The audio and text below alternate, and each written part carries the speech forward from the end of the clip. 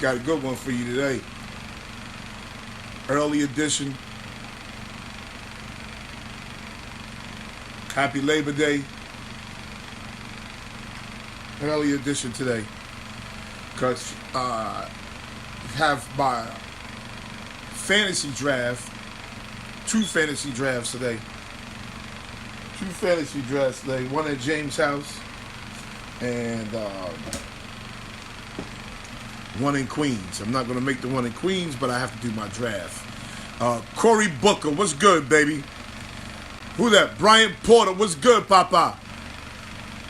Samuel Blackwell, what's up, homie? Shelby!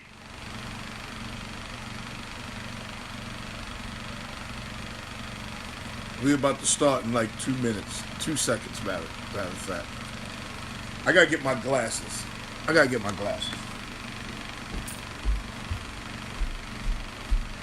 Shelby! Shelby!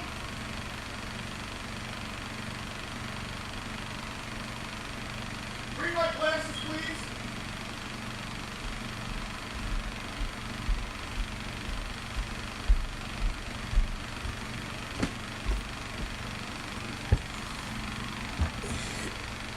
Yeah, I need to see what's going on. Shout out to Brooklyn. It's popping in Brooklyn right now. They have the Caribbean Day Parade. I see all y'all half naked out there. It's hot as balls. So shout out to Eastern Parkway. I would never go there in my lifetime. It is not someplace I want to be. Okay? Thank you. Can you get me a paper towel, please? And Snapple, please. So shout out to Brooklyn. Brooklyn is popping right now. Eastern Parkway. There's a couple of blocks. What? Somebody got killed already? Nah, that can't be true. Say word is bond. Come on, man. That's crazy. It's so fucking annoying too. Like, we can't have a function. We can't have function as black folks without fucking killing each other and hurting each other. I mean, really? Y'all had all week to do that shit. If you really wanted to get that dude or that girl, whatever, you had all week to do that shit. You have to do it where there's families, kids, other people. It's white folks are watching us. Oh, you got me turned up now. Just saw the New York Post. You got me turned up now, Corey. You got me turned up right now. You mean to tell me? Let's be clear, black folks. Let's be clear, black folks. When you have these functions, maybe black folks don't know. I got to tell you, Corey, you done got me on fire, Corey. Corey, you done set the igniter, Corey. Maybe black folks don't know. Black folks, you need to hear this, okay? You need to hear it. Some of you ain't gonna like it. I don't give a fuck. Now I'm mad. I came on here happy, ready to talk about this Khalil Mack stuff. But now you need to hear this, people. Black folks, you need to hear this. When you have these basketball tournaments, when you have the Million Man March, when you have the Caribbean Day Parade, when you have the Puerto Rican Day Parade, don't get it twisted, it's the same thing. When you have all this stuff, black folks, you need to know, not all, but some, I'm going to even say most white folks are watching you, can't wait for you to fuck up. Can't wait for you to kill somebody. Can't wait for you to do something stupid at your function. That's right, it's your function. All you got to do is look around, take a second and look around and see who's at the function. They can't wait for you to fuck up so they can give you every reason why you can't have the parade. Why you can't have the basketball tournament. Why you can't do this. Why you can't do that. You all can run around here all you want thinking, oh, well, we'll just have it next year. It's not going to be a big deal. Let me explain something to you people. Let me explain to you something, black people. If you know where Eastern Parkway is, it's a very interesting dynamic. Because Eastern Parkway runs right through Crown Heights, where all the Hasidic Jews run that motherfucker. Oh, they run it. They run it. Go through Eastern Parkway. The Hasidic Jews run it. They don't want you out there with your little parade of shit. There used to be a time you go out there with 4 coolers of water, make $1,000. You can't even do that now.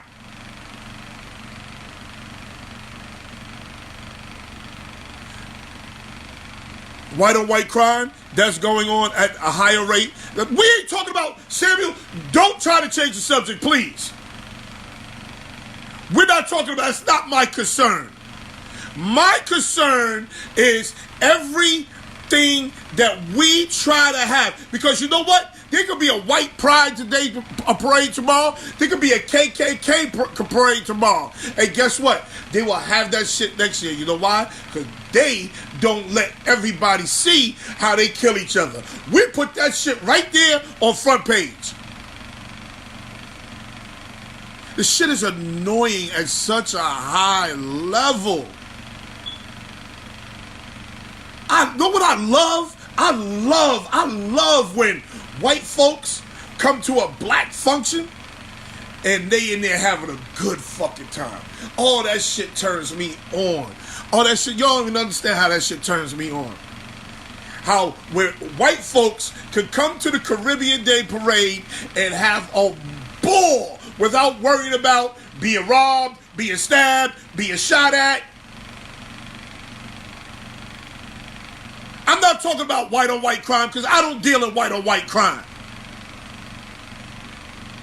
But this is what happens. This is what happens, people. We basically doing what the white folks practice doing. No. This is what happens, people. Okay?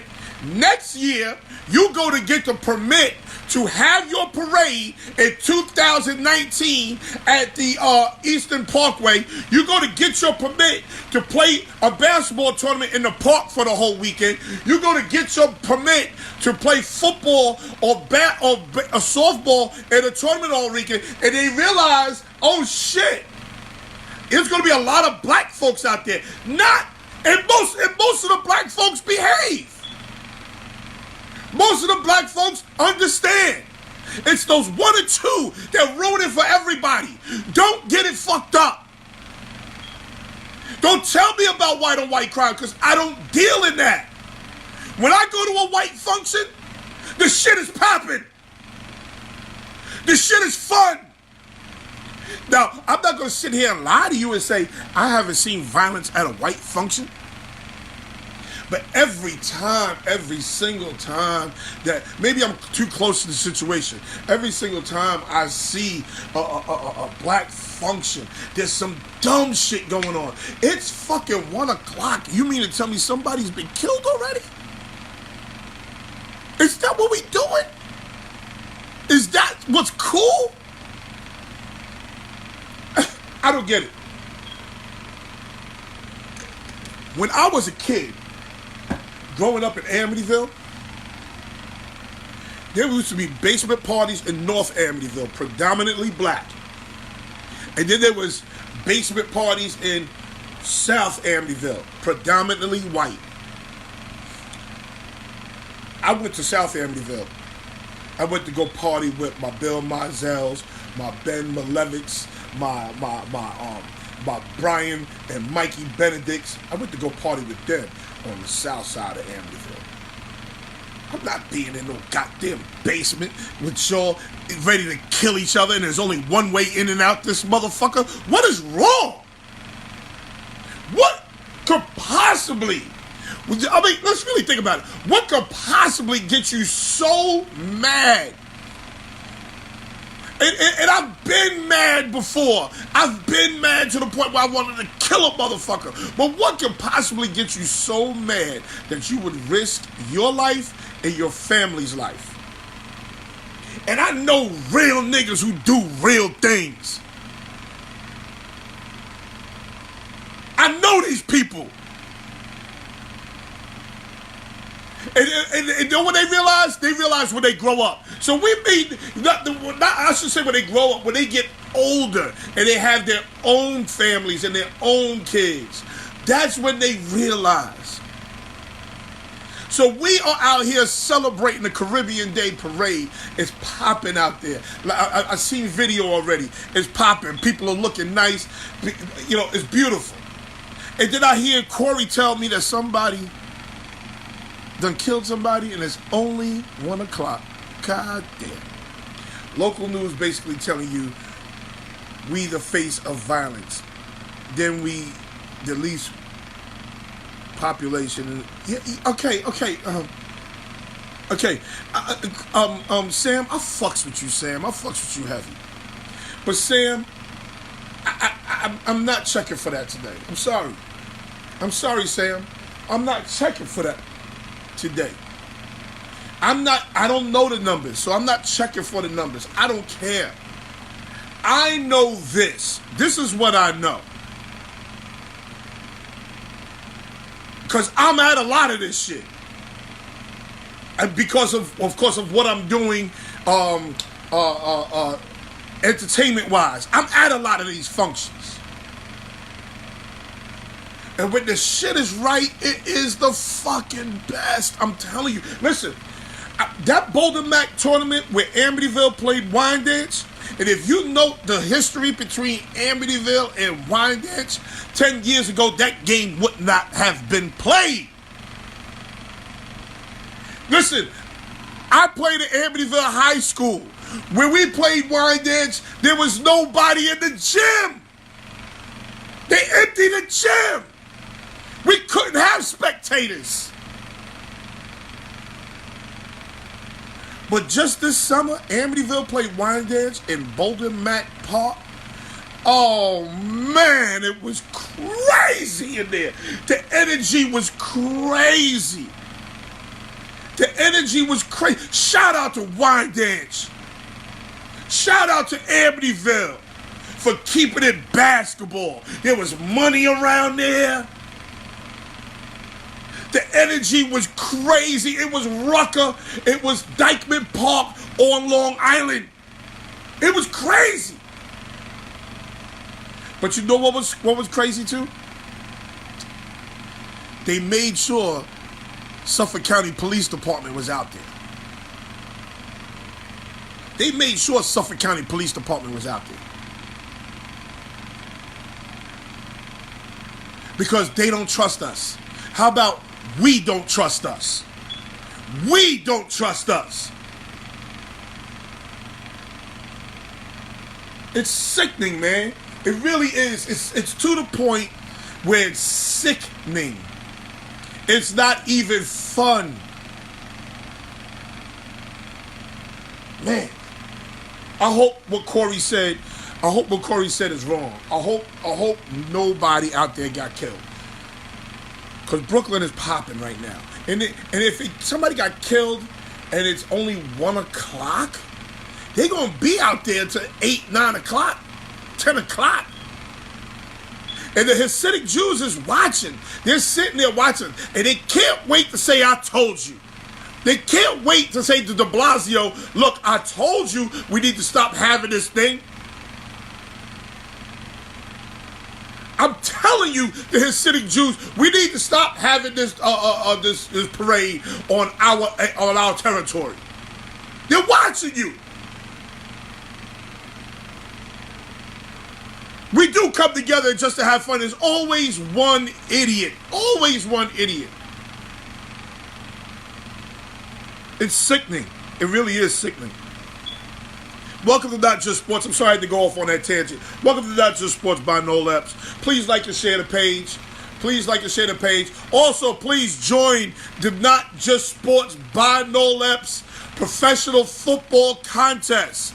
Enjoy the contest. Please join the contest. This is all you have to do to join the contest. You don't have to pay a thing.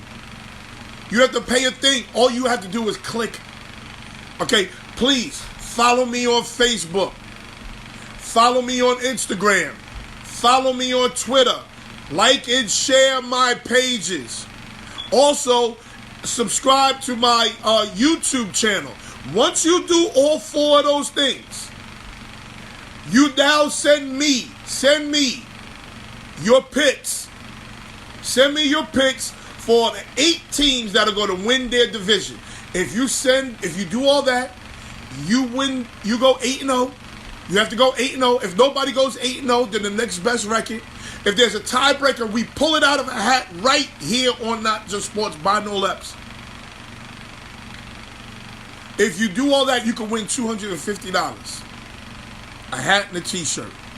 $250. The prize started out as $50.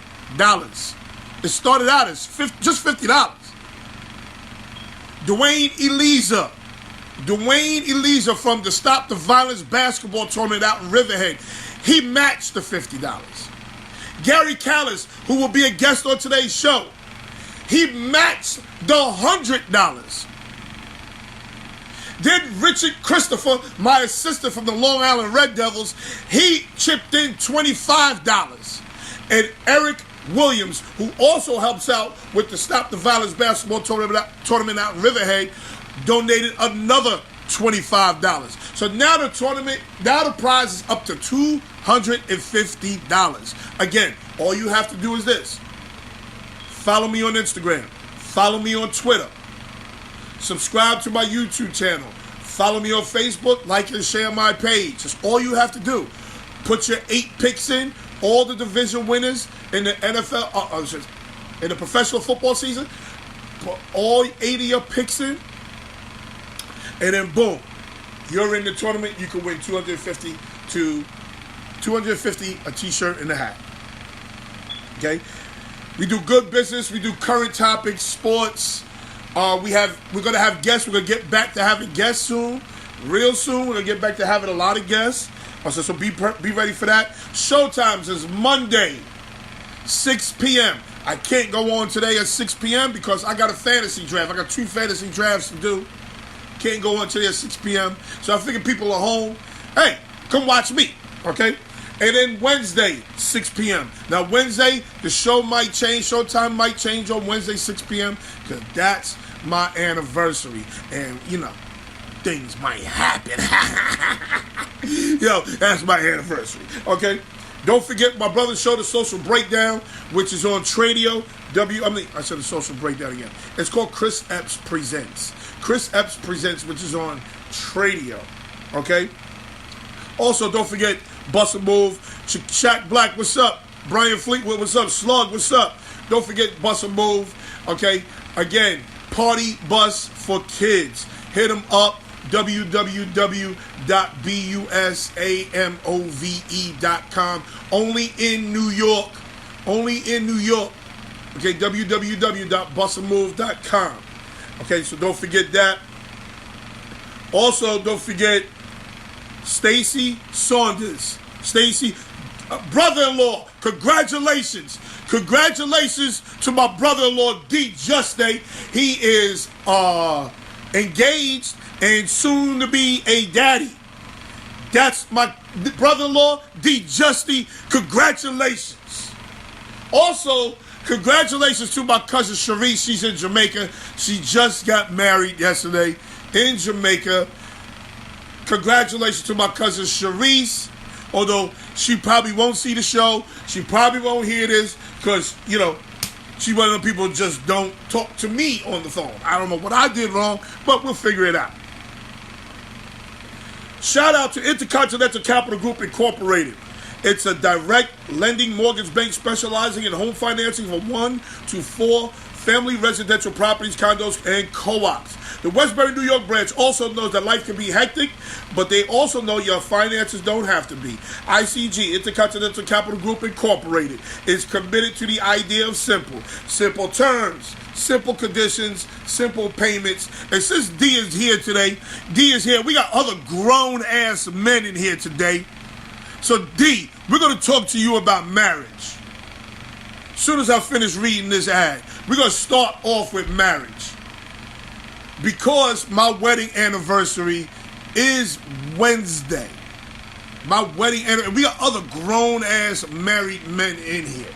So my wedding anniversary is Wednesday. And I will be married to your sister 14 years. I will be married to your sister for 14 years. And we've been together for 25 years. 25 years we've been together. Simple terms, simple conditions, simple payments. ICG is achieved simplicity through the ability to educate borrowers on the mortgage process. ICG is even willing to have classes to teach groups the ins and outs of the mortgage and financing process. Intercontinental Capital Group Credo is the building blocks to a better mortgage. This describes the stepping stones that ICG, Intercontinental Capital Group Incorporated, will help you to create towards a viable and sustainable future. ICG is on your team. ICG is friendly, and most of all, ICG is trustworthy. So let's stop renting and let's start owning. We know it's hard. Let's get help from Intercontinental Capital Group Incorporated. You can contact the branch manager, Stacey Saunders, at Intercontinental Capital Group Incorporated at 1400 Old Country Road, Suite 200A in Westbury, New York. Her office number is 516-723-6462. Her cell phone number is 516-984-4324. Her fax number is 516-706-4938. Her email is ssaunders@icghome.com. Ray Hood, what's up, baby? We got to talk to my brother-in-law, Gary CALLIS. Gary CALLIS, we're going to bring Gary on right now, but we're going to talk to my brother-in-law about marriage. Gary's not here for some reason. Okay, listen, bruh. Like I said, Ray Hood's been married 11 years. 14 years Wednesday. Let me tell you something, man. For a man, when it comes to marriage, Gary CALLIS, where you at, Gary? For a man, when it comes to marriage, and I'm only talking from a man's perspective. Ben Lamberson, what's up? Ben is also married, by the way. You got grown-ass married men in here. We're going to help my brother-in-law because he just got engaged and he got a baby on the way. Here's the first thing you need to know about being married as a man. Eliminate all outside forces. Don't listen to anybody. Don't let any outside forces interfere in your shit. Keep your shit private. Even when it's going great, everybody don't need to know. I mean, they could know some things. Yes, you let them know some things. Even when it's going great, you don't need everybody to know. Because you got a lot of miserable people who are not married, who denounce marriage.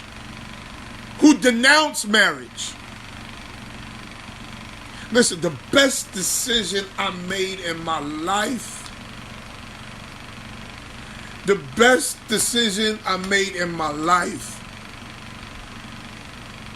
was marrying my wife. She married me when I thought I was ready to be married. She married me when I thought I was ready, and I wasn't fully ready. But she grabbed my hand and she walked me through this shit. When I was a piece of shit,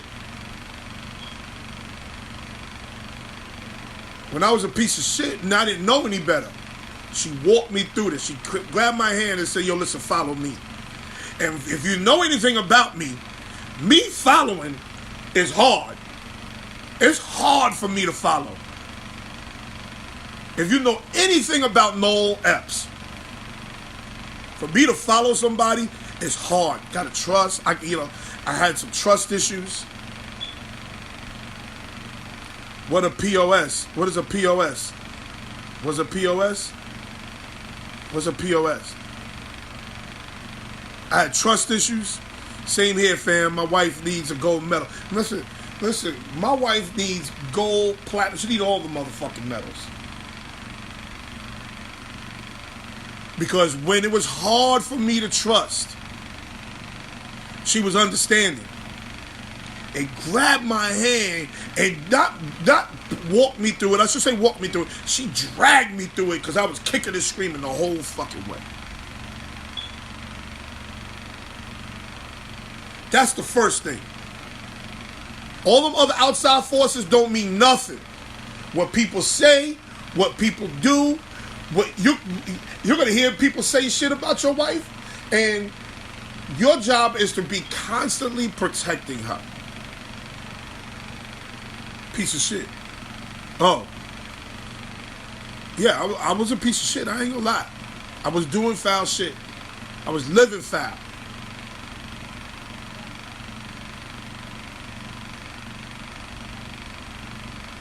And my wife dragged me through this shit.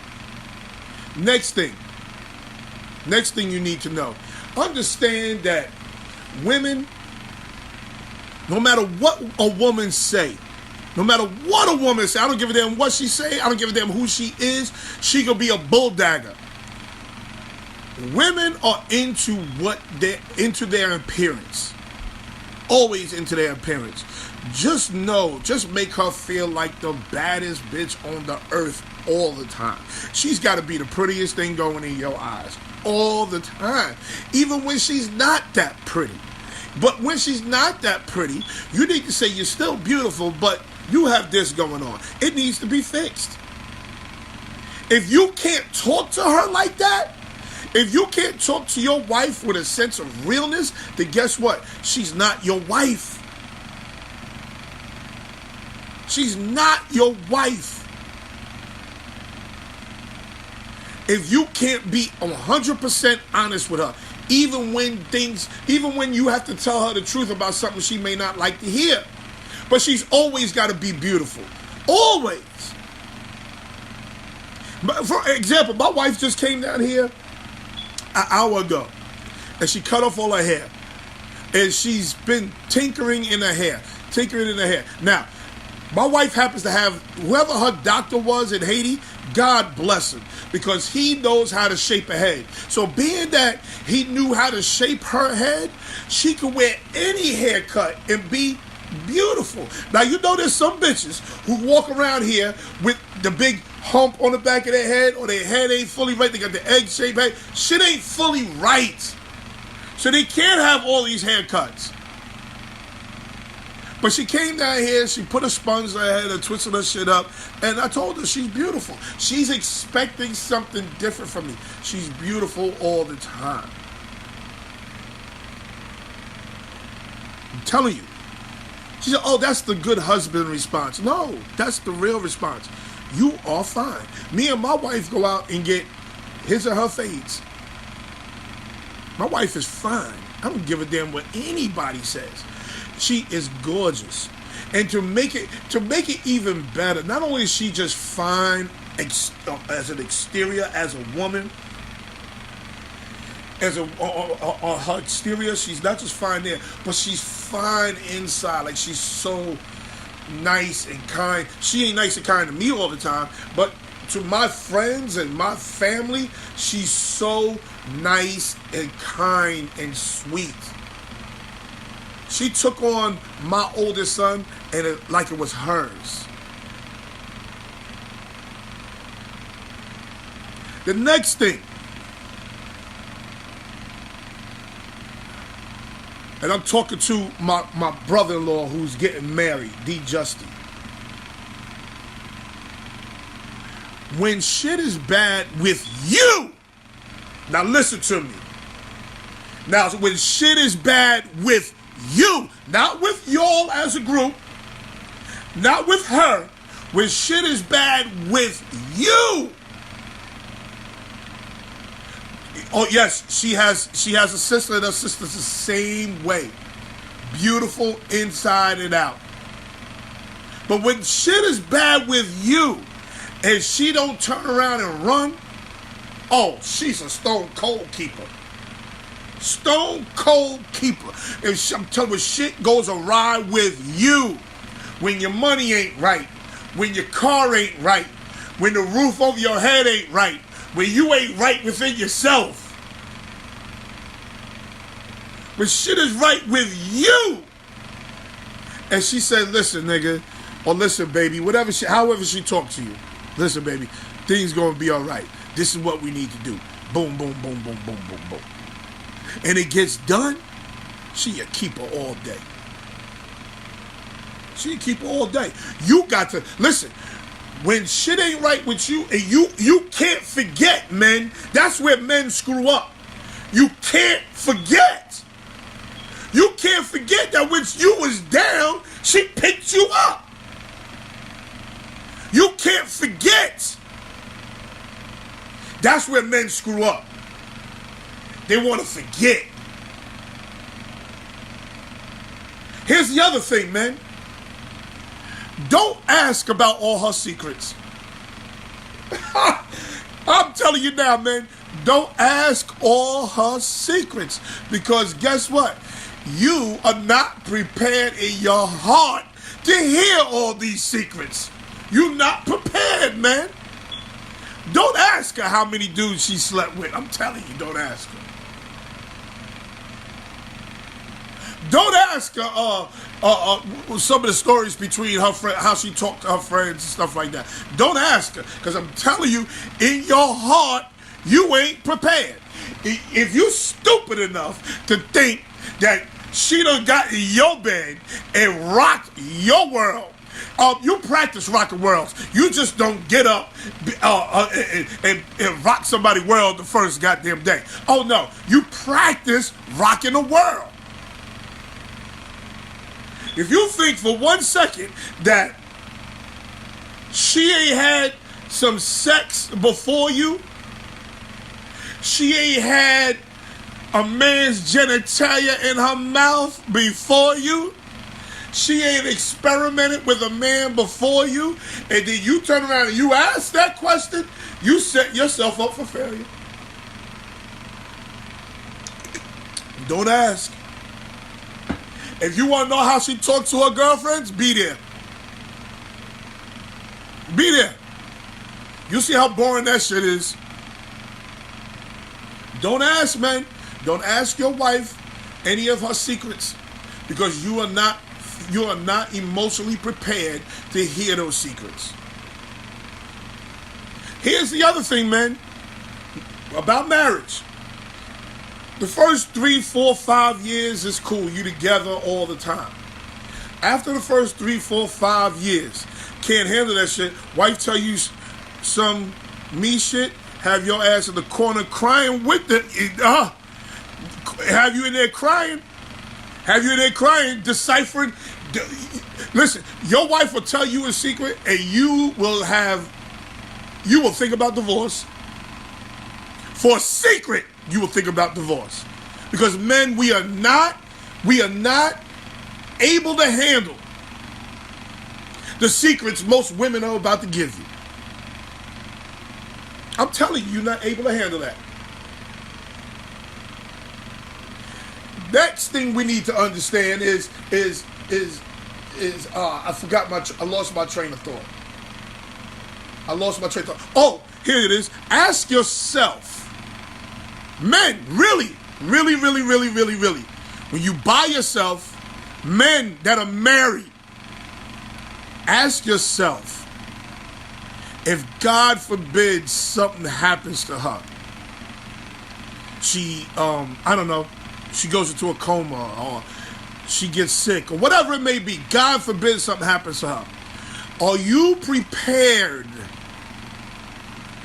to take care of her? When I say prepared to take care of her, are you prepared to wipe her ass? Are you prepared to wipe the drool from her mouth? Are you prepared to clean her pocketbook? Ask yourself. If you really, Tony Ramsey just got married. People get married because of the wrong reasons. I'm telling you now, ask yourself, are you prepared to clean her pocketbook when her pocketbook get dirty? Are you prepared to clean her ass when her ass get dirty? If she, God forbid, something happens to her. Are you ready to carry her up a flight of stairs? This is how you figure that out, man. I'm going to tell you how you figure this out. You'll know the type of man you are if you do this. Take your wife out. Somewhere far, too. Take her out. Get her ass totally drunk. I'm talking 6, 7 tequila shots, wine, drunk. Get her sick drunk where she throwing up and shit. Now, what are you going to do? Are you going to leave her in her vomit? Or are you going to pick her ass up, take her ass home, take her to the bathroom, let her throw up, let her take off all her clothes, put her in a nightgown, put her in a bed, and put a bucket by her head? Are you ready to do that? If you ain't ready to do that, that's not your wife. That's not your wife if you ain't ready to do that, my nigga. Because your girlfriend, this is what you do with your girlfriend. You get her home. You put her in the bed with all the motherfucking clothes on. Her bra, her shoes, her stockings, a skirt. You put her right in the bed, close the door, lock it, go home. That's what you do if that's your girlfriend. If that's your wife, you make sure all that shit is right. You'll make sure. I'm only telling you what I know. Now, it's going to be hard in the beginning because you're always keeping score in the beginning. You're always keeping score. And sometimes we still keep score. But I don't call it keeping score anymore. I call it just having a memory. Because with my wife, you have to have a memory. Because my wife, I don't want to say she plays on my emotions, because I don't think she does that, but she forgets. She forgets when the nigga did all that. You understand what I'm saying? So D Justy. And then the last thing, D Justy, my brother. Know this. Okay? Know this. And this is something I didn't realize until I was married. When you decide to have babies, understand her body is going to change. She might become a dum-dum. See, all that shit look nice right now. That shit sitting right. Bam, boom, ah. The shit sitting right. Understand. Them boobies, they gonna sag. If she don't have great genes, if she don't come from great genes, like some people come from great genes. Your sister happens to come from great genes. She had great snapback. When my wife got pregnant, she was pregnant in her face. Her nose was all the way out here, turned different colors and shit. Listen, just know, when she gets married, when she gets pregnant, her body is going to change. And then you are going to always bump into somebody who's running around here and they shit is right. You gotta go home to that C-section cut. You got to go home to the little gun. You got to go home to that. Oh, and one more thing. Always, no matter what, I don't give a damn what's your friend. You can go party, because I believe you should go party, because all the party is going to stop anyway. Go party, have a fun, knock yourself out, but always, 100% of the time, always bring your ass home. Always bring your ass home. I don't give a fuck how good the party is going. Bring your ass home. That means you can't be drinking, you can't be drunk driving, you can't be laid up, you can't be too comfortable. Always bring your ass home. Now, this is what I mean by bring your ass home. Bring your ass home 5 a.m., 6 a.m., even 7 a.m. Don't have her wake up and your ass ain't home. That's some disrespectful shit. Imagine what you would do if you woke up 8, 9 a.m. and your wife ain't home. Oh, man, I know this. I know in my house, all hell would break loose. She don't want that because I'm getting in the car going to find her ass.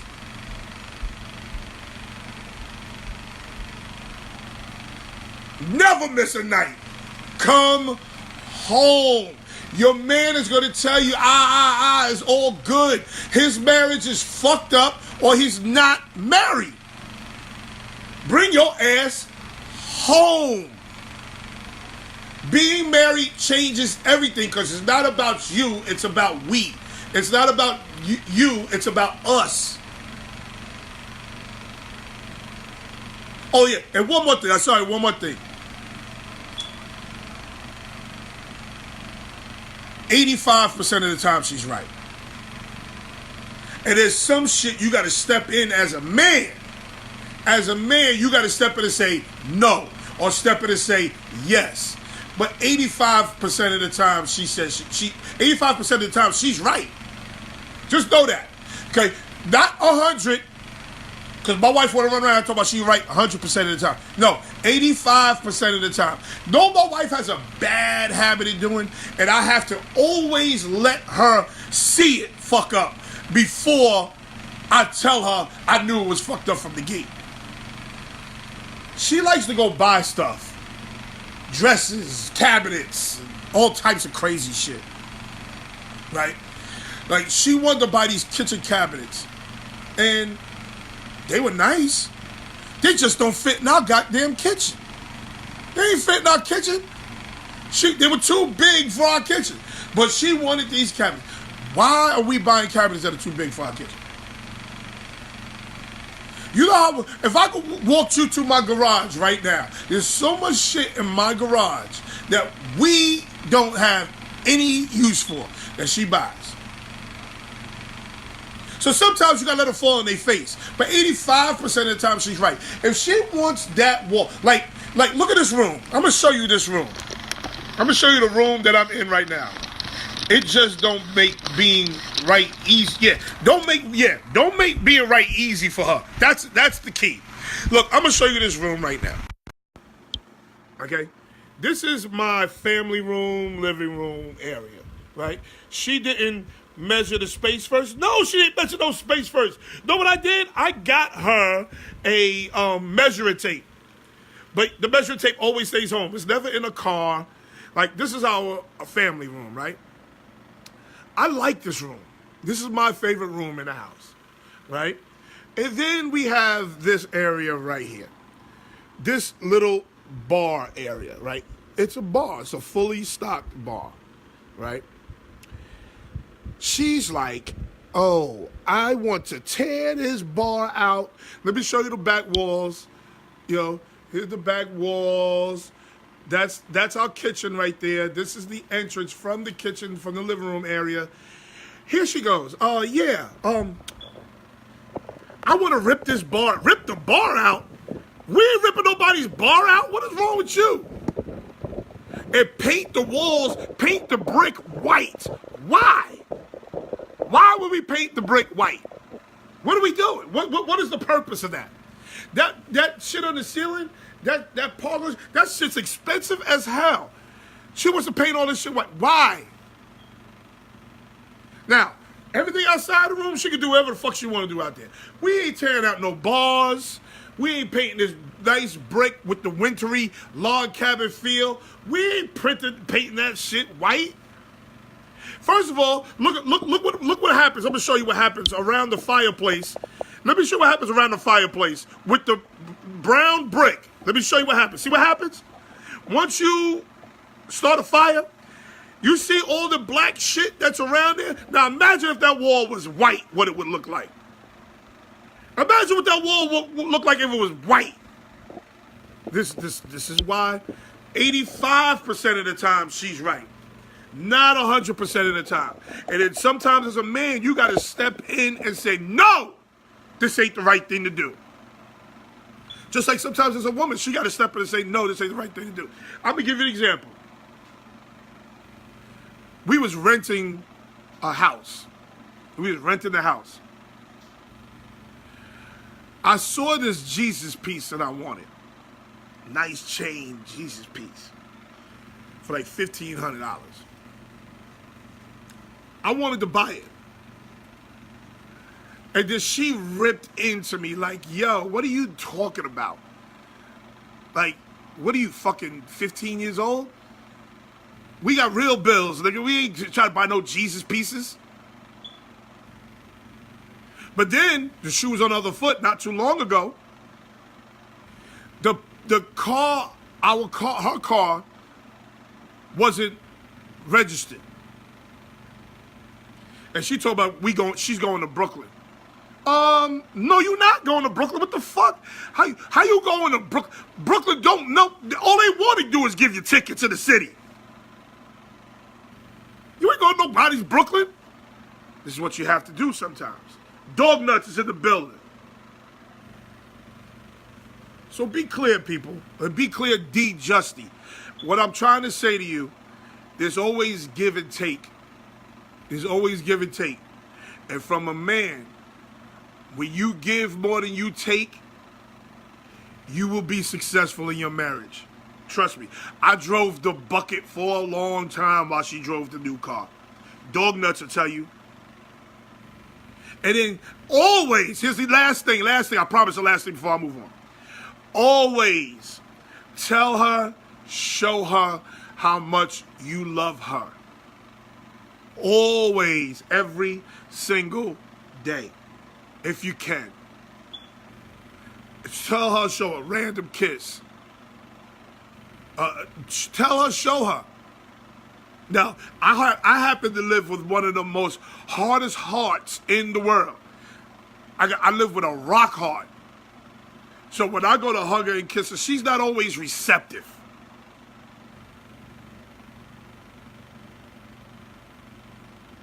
So, normal women are mushy. Always tell her, show her how much you love her. All the time. Now, if I sit here and tell you that you're going to be loving her 100% of the time, that's a lie. Lawrence Woody, what's good? That's a lie. If you're never going to be mad at her, that's a lie. You're going to be mad at her. But get over that shit quick. Because you need each other. Okay? So now let's talk. Let's talk about some sports. I want to start with Nick Saban. I want to leave Khalil Mack to the second hour. I want to talk about Nick Saban. I don't know if y'all saw the interview with the tall girl. Big facts. Always show appreciation. No doubt. Love her. Love her ass. Love her ass. Especially when you love her the most, love her in front of her friends. Oh, love her in front of her friends. Listen, you could always run to the store and get your wife some flowers. You can always run to the store and get her some flowers. But when you go to the store and get her some flowers and send them motherfuckers to the job where them bitter bitches is watching, oh my nigga, you just went next level. You just went next level.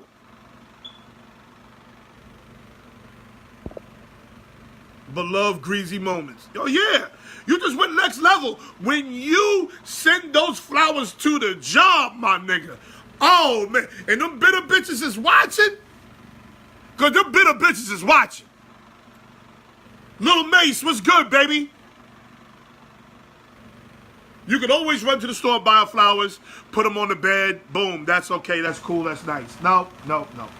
Buy them flowers and send them motherfuckers to a job. Buy them flowers and go to her job and hand them to her. Buy those flowers, go to the job, hand them to her with a bag of Panera bread for lunch. My nigga, let me tell you, this just went next level.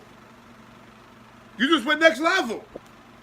Because the bitter bitches is watching. The bitter bitches is sitting there with no flowers on their desk and hungry. And just don't do it on Valentine's Day. Just don't do it after an argument. Do that shit on Tuesday just because. I'm telling you. Now, I'm one of the few men that I want to be loved too. I want to be loved. I'm kind of sensitive when it comes to that shit. I like to feel like I'm loved. So it's a little different for me. You can't just, you can bring the flowers to the house every now and then, but most of the time, take them bitches to the job. And if she ain't got no job, take them bitches to the church. If she don't go to church, take them bitches to the supermarket while she's shopping. So now, let's go back. Nick Saban. Did everybody see the interview with Nick Saban with the tall girl from ESPN? The tall black girl to whom I am in love with? Oh, she's just a tall chocolate glass of milk. Oh, she's gorgeous. So Nick Saban, she asked Nick Saban about the quarterback position. Is he going to go, I learned that one the hard way? Yeah. Because she gonna know. She gonna know, oh, he know I'm mad at him. That's why he sent the flowers. Now, I'm not saying when she mad at you, do not send the flowers. Because sometimes you have to send the flowers when she's mad at you. My wife was so mad at me, I would send her flowers every day. Every day. Until she told me, nigga, stop sending all these flowers because we need this money.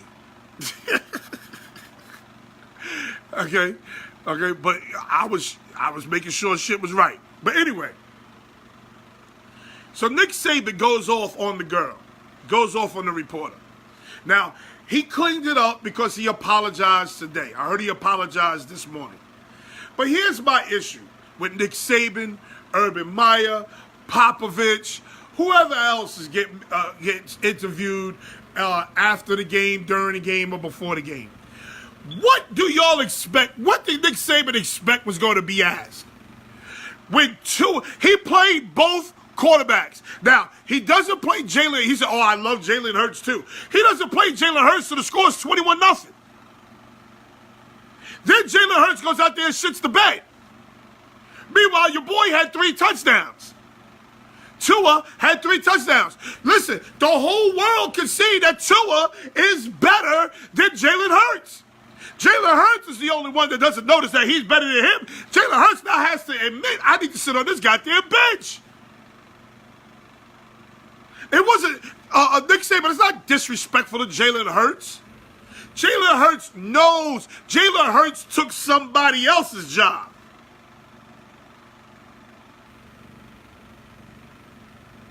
He took somebody else's job. So who is he kidding talking about, oh, well, it's disrespectful to Jalen Hurts or Tua to decide who's going to play. Only one quarterback plays. Listen, you make so-and-so $1 million. You don't like losing. You know good and damn well who the quarterback is. Nick Saban, just say it and it's over with. Nick Saban, just say Tua's my guy and it's over with. You knew it when you played Georgia in the championship game last year, when Jalen Hurts couldn't move the ball. You knew it last year. If you answer the question, it's over. But no, you want to go left. Oh, Stop asking me the question. Well, that's her job as an interviewer. She's supposed to ask you a question. Listen, if she doesn't ask you the question, they were saying, yo, she's just throwing softball questions. She's scared of Nick Saban. Please. Please, Nick Saban. You knew this question was coming. Yeah, why the coach is playing? He knew this question is coming. Once Tua has 3 touchdowns, they win big. Your boy goes out there, has 2 3-and-outs, and he's like 9 for what, 14? Some outrageous number with less than 100 yards. He knows that this answer is coming. You can't be mad at what you know. Be mad at the unknown. If she turned around and said to him, well, Nick Saban, there's reports that you just cheated on your wife. Yes, he could be mad. He should be mad. That's a question you get mad at. You don't get mad at, well, after today, have you made a decision on who's your starting quarterback? Because you have, Nick Saban. You made the decision. You playing yourself by not telling everybody. This is a dog-eat-dog world, sorry, and it's about competition. Okay, Jalen Hurts understands he's a big boy. He's a big boy. Now, here's where Nick Saban is really going wrong. Listen to me good. Nick Saban is saying this. Listen to me good. Nick Saban is saying this because he don't want the boy to leave. He don't want the boy to transfer. So is he really doing a service to the kid? Is he really doing a service to Jalen Hurts? Or is he doing a disservice to Jalen Hurts by holding on to him so he won't transfer? That's the real deal. If we're really telling the truth here, Jalen Hurts, he know good and damn well Jalen Hurts is going to transfer as soon as he says Tua is our quarterback. Because guess what? In 2 years, Tua's little brother is coming. His little brother, or next year, something like that, I think he's a junior. Tua's little brother is coming. And Jalen Hurts is still going to be there. So who are we kidding? Nick Saban. You know the answer. Just answer the goddamn question and get it off and be done with it. If I was her, I would go right back at his ass. But listen. Listen to me, Ray Hood. How would that look on ESPN? The tall black woman goes right back at his ass. How would that look? Oh, because you know how some black women get the label as salty broads. They salty. Or because she ain't got no man, she don't know how to act. Da-da-da-this, da-da-da-that. And I believe in some of that. I believe in some of that. Believe me when I tell you. But she would have looked crazy going back at him. So she did the right thing. I hear you. And moved on. I tell you what, he got one more question to ask, and boom, that would have been done in the interview. But he would have had to check me later off the camera. He would have had all this energy later off the camera, and I'd have had 2 or 3 witnesses with me. What do you expect me to ask? They had enough of Jamel Hill. Mookie Thompson, that is a very good point. That's a very strong point. Mookie Thompson. They had enough of that shit from Jamel Hill. If Jamel Hill was a checker, he wouldn't have did that with Jamel Hill.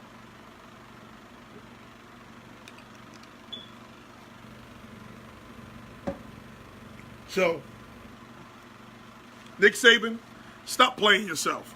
Greg Popovich, stop playing yourself. You're playing yourself. Who's the other one who's always playing himself? Is somebody? Oh, Urban Meyer, stop playing yourself. Stop playing yourself. Next thing to talk about.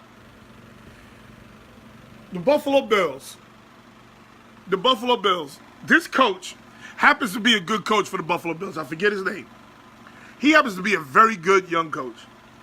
I don't know what he sees in Nathan Pearman to turn around and start this man he wants Nathan Pearman to play so bad.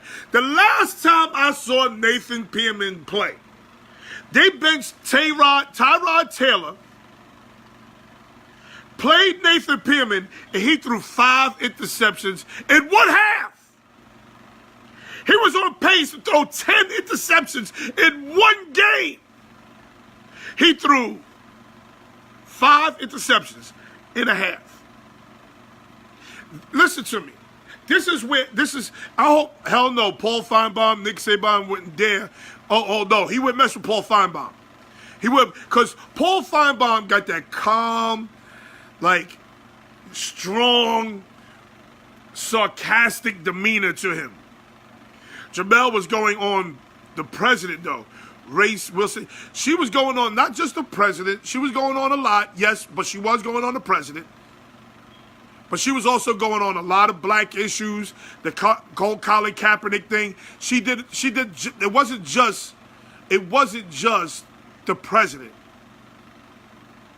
But Nick Saban knows that about Jamel Hill. So Nick Saban would have never came at Jamel Hill head crazy. Matter of fact, ESPN wouldn't put Jamel Hill in the same room with Nick Saban because ESPN knows how Jamel Hill is going to get down.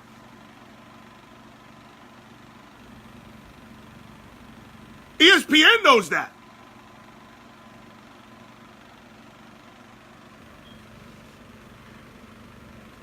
But back to Nathan Pearman.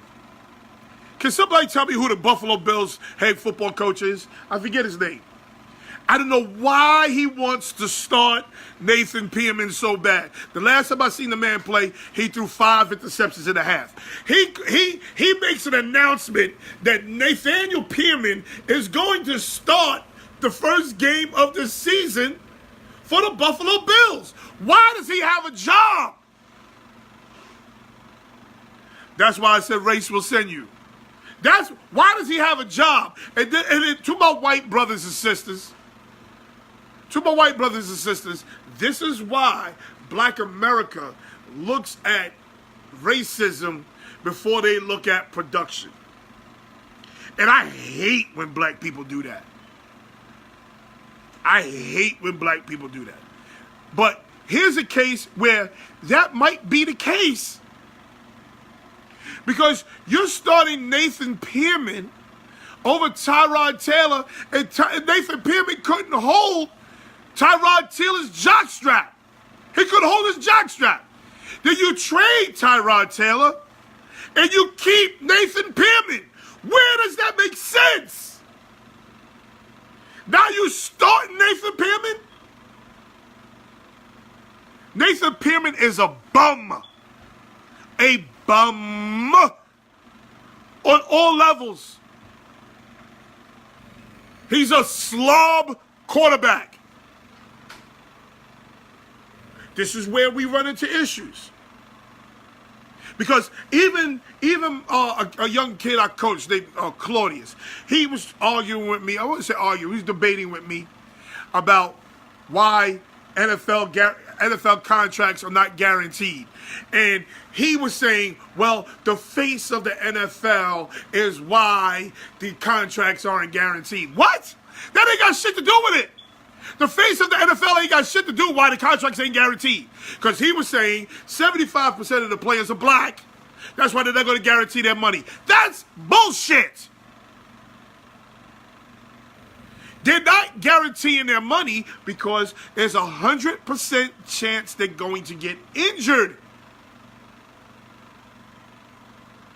There's 100% chance they're going to get injured.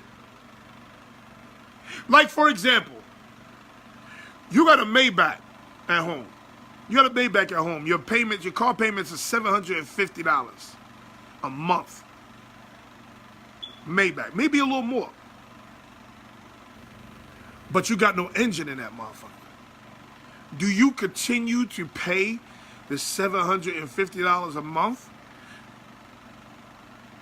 even though your Maybach has no engine in it? The same thing with an NFL guaranteed contract.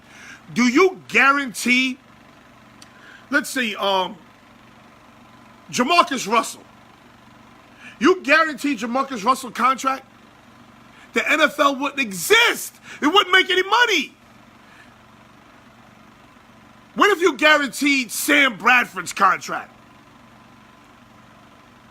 These guys get hurt. They get hurt. Some are hurt some get hurt before the season starts. How many players do we know right now of your favorite team that are not playing this season because they're hurt? Some have life-altering injuries. Some have career-ending injuries. So let's say you're 1 year into your 5-year guaranteed contract. That means your team, let's say the New York Jets, that means the New York Jets got to pay you, let's see, $7 million for the next 4 years? That don't work in football. Do the numbers, do the whole math. There's 53 players on the roster. There's about 50 coaches. There is about 10 people, I think 7 people on your practice team. There's your secretary, your trainer. There's so much money that goes into running a football team that's physically, not physically, financially impossible. You will never see guaranteed money on an NFL contract. Now, you will see that signing bonus. We all see the signing bonus. Signing bonus is guaranteed money. It's guaranteed money. So please, people, I need people to understand. I need people to understand, be clear in what they're saying. Because don't say to me shit like the NFL is not giving out guaranteed contracts because 75% of the players is black. To me, you sound ignorant when you say that. You sound ignorant. You want to blame everything on race. Look at the young back from the Redskins. Perfect example. Juice, or whatever his name is. Juice. He's up. They put that rookie contract in just for that reason. The dude tore his ACL. Is he going to get paid? Yes. Is it career ending? No. But you got to understand, there was a time when the ACL was career threatening. There was a time when the NFL was career threatening. Didn't Mac just kick up in guaranteed money? Yes, we're going to talk about that in a second. And we're going to tell you why the Bears screwed up. Now that I find out now I see the money that he's making.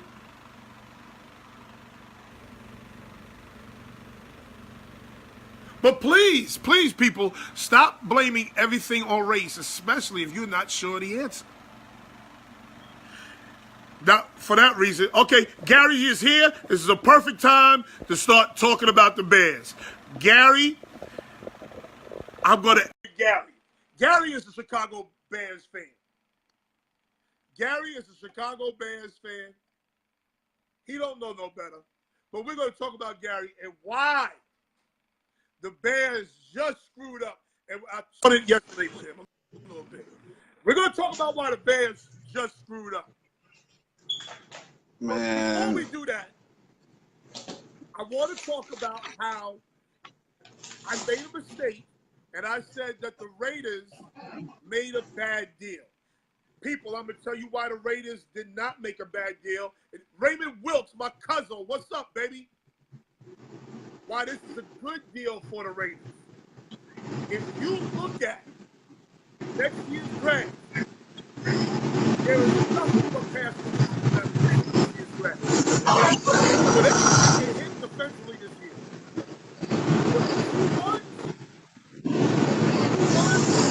That's not a quarterback. Would you agree? I thought it was a win-win for both teams. Because what John Gruden said, which made a lot of sense, was they was a losing team with Mac.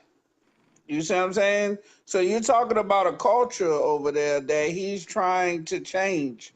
And if Mac is setting a precedence and he's like sort of being like a ringleader, like the best thing Mac would have done for that team was come in camp, show that he in good faith that he's gonna work out with the team. He's gonna work with his coaching staff, and they're gonna get this deal done. You see what I'm saying? It's different if you got an old coaching staff that you work with already. This is a new team that needs leadership. They need their captain there to say, okay, listen to the coach. You're talking about the Bears. No, I'm talking. No, we definitely not talking about the Bears. We're talking about the Raiders. Oh, okay. That's why I said. Okay, but So that's you why I don't said it's a think win-win.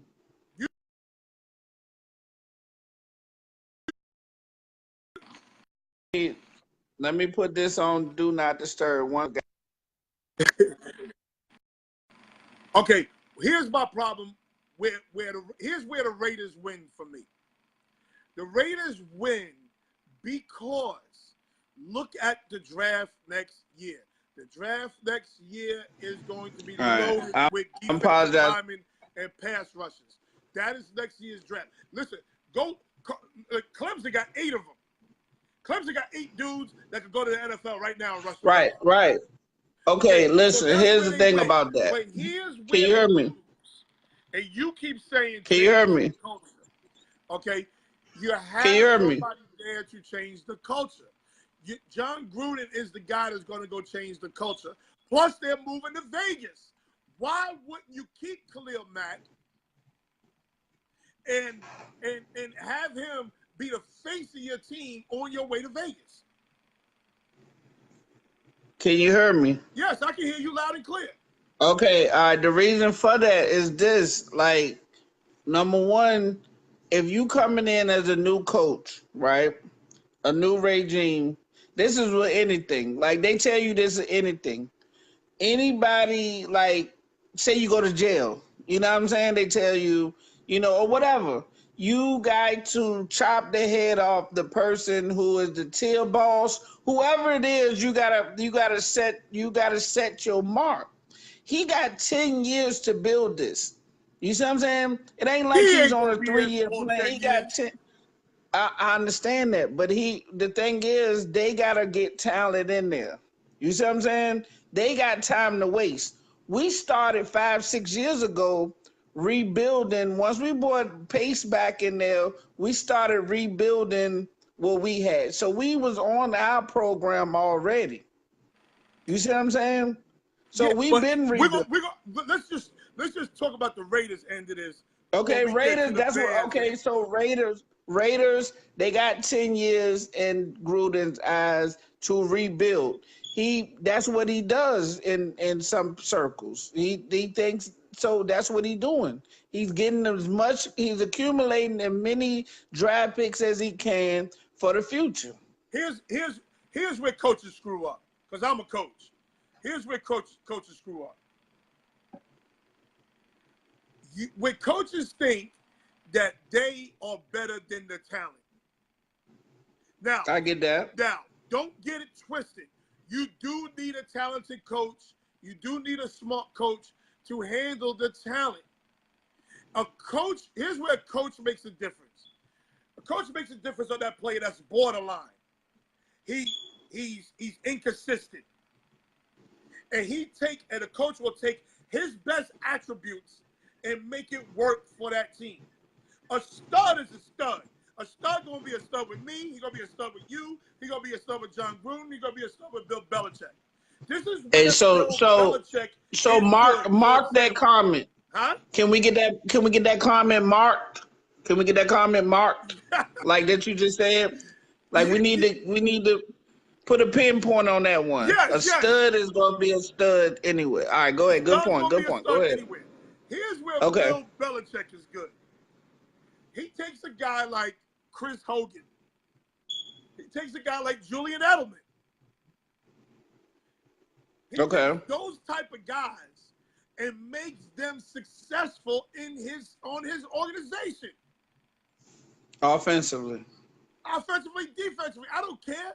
He makes those guys successful. Gronk is going to be Gronk anywhere. You understand what I'm saying? Nope. That's why Randy Moss was expendable. Because Belichick was very clear that I can make somebody else do half of what you do. Not fully, because we know Moss is special. But I can make him do half of what you do and still be successful. That's where John Gruden has to prove, to me, he has to prove himself with that defense. Because that defense is deplorable now. No, well, you don't know that because, like I keep telling you, they drafted Arden Key. They got a couple of people already in there that's pretty good in the mix already. So it's not like they not, and they still got Bruce Irvin. They still got people that's pretty much there. That, I mean, the defense wasn't good last year with Matt. That's So true. That's very true. That's all I'm saying. Is like, if you could save this money, you can get these picks. I mean, what are you losing if you still rank last anyway? That's why I think this was a good trade for the Raiders. Right, a win. So that's a win for them. That's a win for them. Yeah, I think so they listen. So plus, because here's what happens. You run the risk, because some coaches and some teams do that too. They run the risk of being forced to either have to franchise a guy they don't want. That's a problem. Yep. A la Le'Veon Bell. Who didn't show up to camp today, by the way. Didn't show up for camp regardless. You see what I'm saying? Then you run the risk also of just saying, you know what, I'm gonna have to cut him. Like say Dez Bryant. Like, I just gotta cut him. What did you get from Dez Bryant? Yeah, but you could have got something for him. You see what I'm saying? And people, like, you don't want to hold on to a player too long. Neither way, you don't at least get something for him. You see what I'm saying? So these are the hard decisions that they face. I agree, but now fast forward. Okay. Going to the Bears. Yes. On paper, looks like a great deal on paper, because people only see what's on paper. But this is going to be an awful deal for the Bears down the road, and I'm going to tell you why. He takes up almost 18% of their salary cap. 18%. And he's not a quarterback. And I'm telling you now, you can tell me about the greatest show on grass. You can tell me about all this other shit. Your boy Mitchell. Not a, I don't know what. He's Ryan Tannehill. What's wrong with exactly who he is. He's not good. They're going to be looking for a quarterback in 3 years. Okay, so basically saying this is your opinion, right, of Trubisky? No, it's not. Because it's not a proven fact yet. I'm usually right on quarterbacks. No, it's not my. At man, from what I see. What? Okay, as you see, because it ain't been much shown. So you basically saying that you're going by last year, and I don't know what else you're using as proof, but this is your opinion, correct? I'm going from his senior year in college up until now. Well, not his senior year. Senior year to college, he made. Okay, his year that he threw 7 interceptions in college, barely threw interceptions. He led a team against the Stanford team in a bowl game. He played for North Carolina. Okay, he had 30-something touchdowns. Acting like they play this SEC schedule. They don't play no SEC schedule. They play a lot of bums. So, okay, so if we making that assumption, we saying that Phillip Rivers didn't play nobody neither, right? Because it ain't SEC. Because he went to North Carolina State, and you say he's a good quarterback. But he's not a dog like Phillip Rivers. Phillip Rivers is you don't know what he is because you don't know what he is yet because he hasn't had a chance to prove himself. What is Mitchell? He didn't have a chance to prove himself. One game where he's thrown. You going by draft analysis. You're going by what pundits saying. You're not using the Noel thinking cap right now. Okay. I just need you to step outside the box right now. Okay, go ahead. That's all. Teach me. All right. So now, just to clarify, a couple of things. the Bears, he is the second-year quarterback. And I want to go back to what you were saying with this running back, Geis, is the reason why they got these rookie caps. No, Jamarcus Russell and the rest of those And Sam bums Bradford. that was stealing money was getting paid. They was getting paid off top more money than veterans made in their whole career that has proven themselves. That's very That's true. why. Very true. That's why they had to rework that, because a lot of them come in, they getting all this money and they was stealing That's very true. because they didn't have. They took they in their eyes they made it. You Okay. see what I'm saying? Very true. In their eyes they made it. Now- So let's fast forward. Fast forward. We got the Bears, who got a rookie quarterback that's going into his second year. With these deals, they got 4 years with a 5th-year option, correct? Yes. That you cannot avoid that no matter what. Nothing in the world can break it. You see what I'm saying? On top of that, they got 2 years where they could franchise you at no cost. And the only thing you got to do is pay the cost of the highest quarterback, like in that top 5. Pause for a second. Stop acting like the franchise tag is something that today's players want to do. Now that they realize, I don't, but regardless if they want to do it, hold on, regardless. let me finish. Okay. They didn't realize when they signed that tender that they're playing for 1 year, risking injury. Right, That's why but that's Le'Veon Bell won't sign his yeah, but that's on him. But here's the kicker. He don't have to sign it. Pittsburgh don't care if he signed it because they drafted Connors last year because of that. Number one. Let me finish. Let me finish. Can I finish, please? Go ahead. What's gonna happen to him is he don't have to sign it, but guess what's gonna happen? If he don't play this year, he's just gonna be Pittsburgh right next year. So that's how they back that up. It's a no-win, and that you can blame the NFLPA or whoever negotiated that. It's fucked up, but that's what they negotiated. That's their issue. So the teams have the bargaining chip. The only time I tell you that what's your name is if you do business in good faith. So that means that future free agents, things of that nature, why would we want to play for this team? Because they don't do good business. And that's what the Bears used to suffer from. You can't do business in good faith when there's a chance, there's 100% chance that you may not play.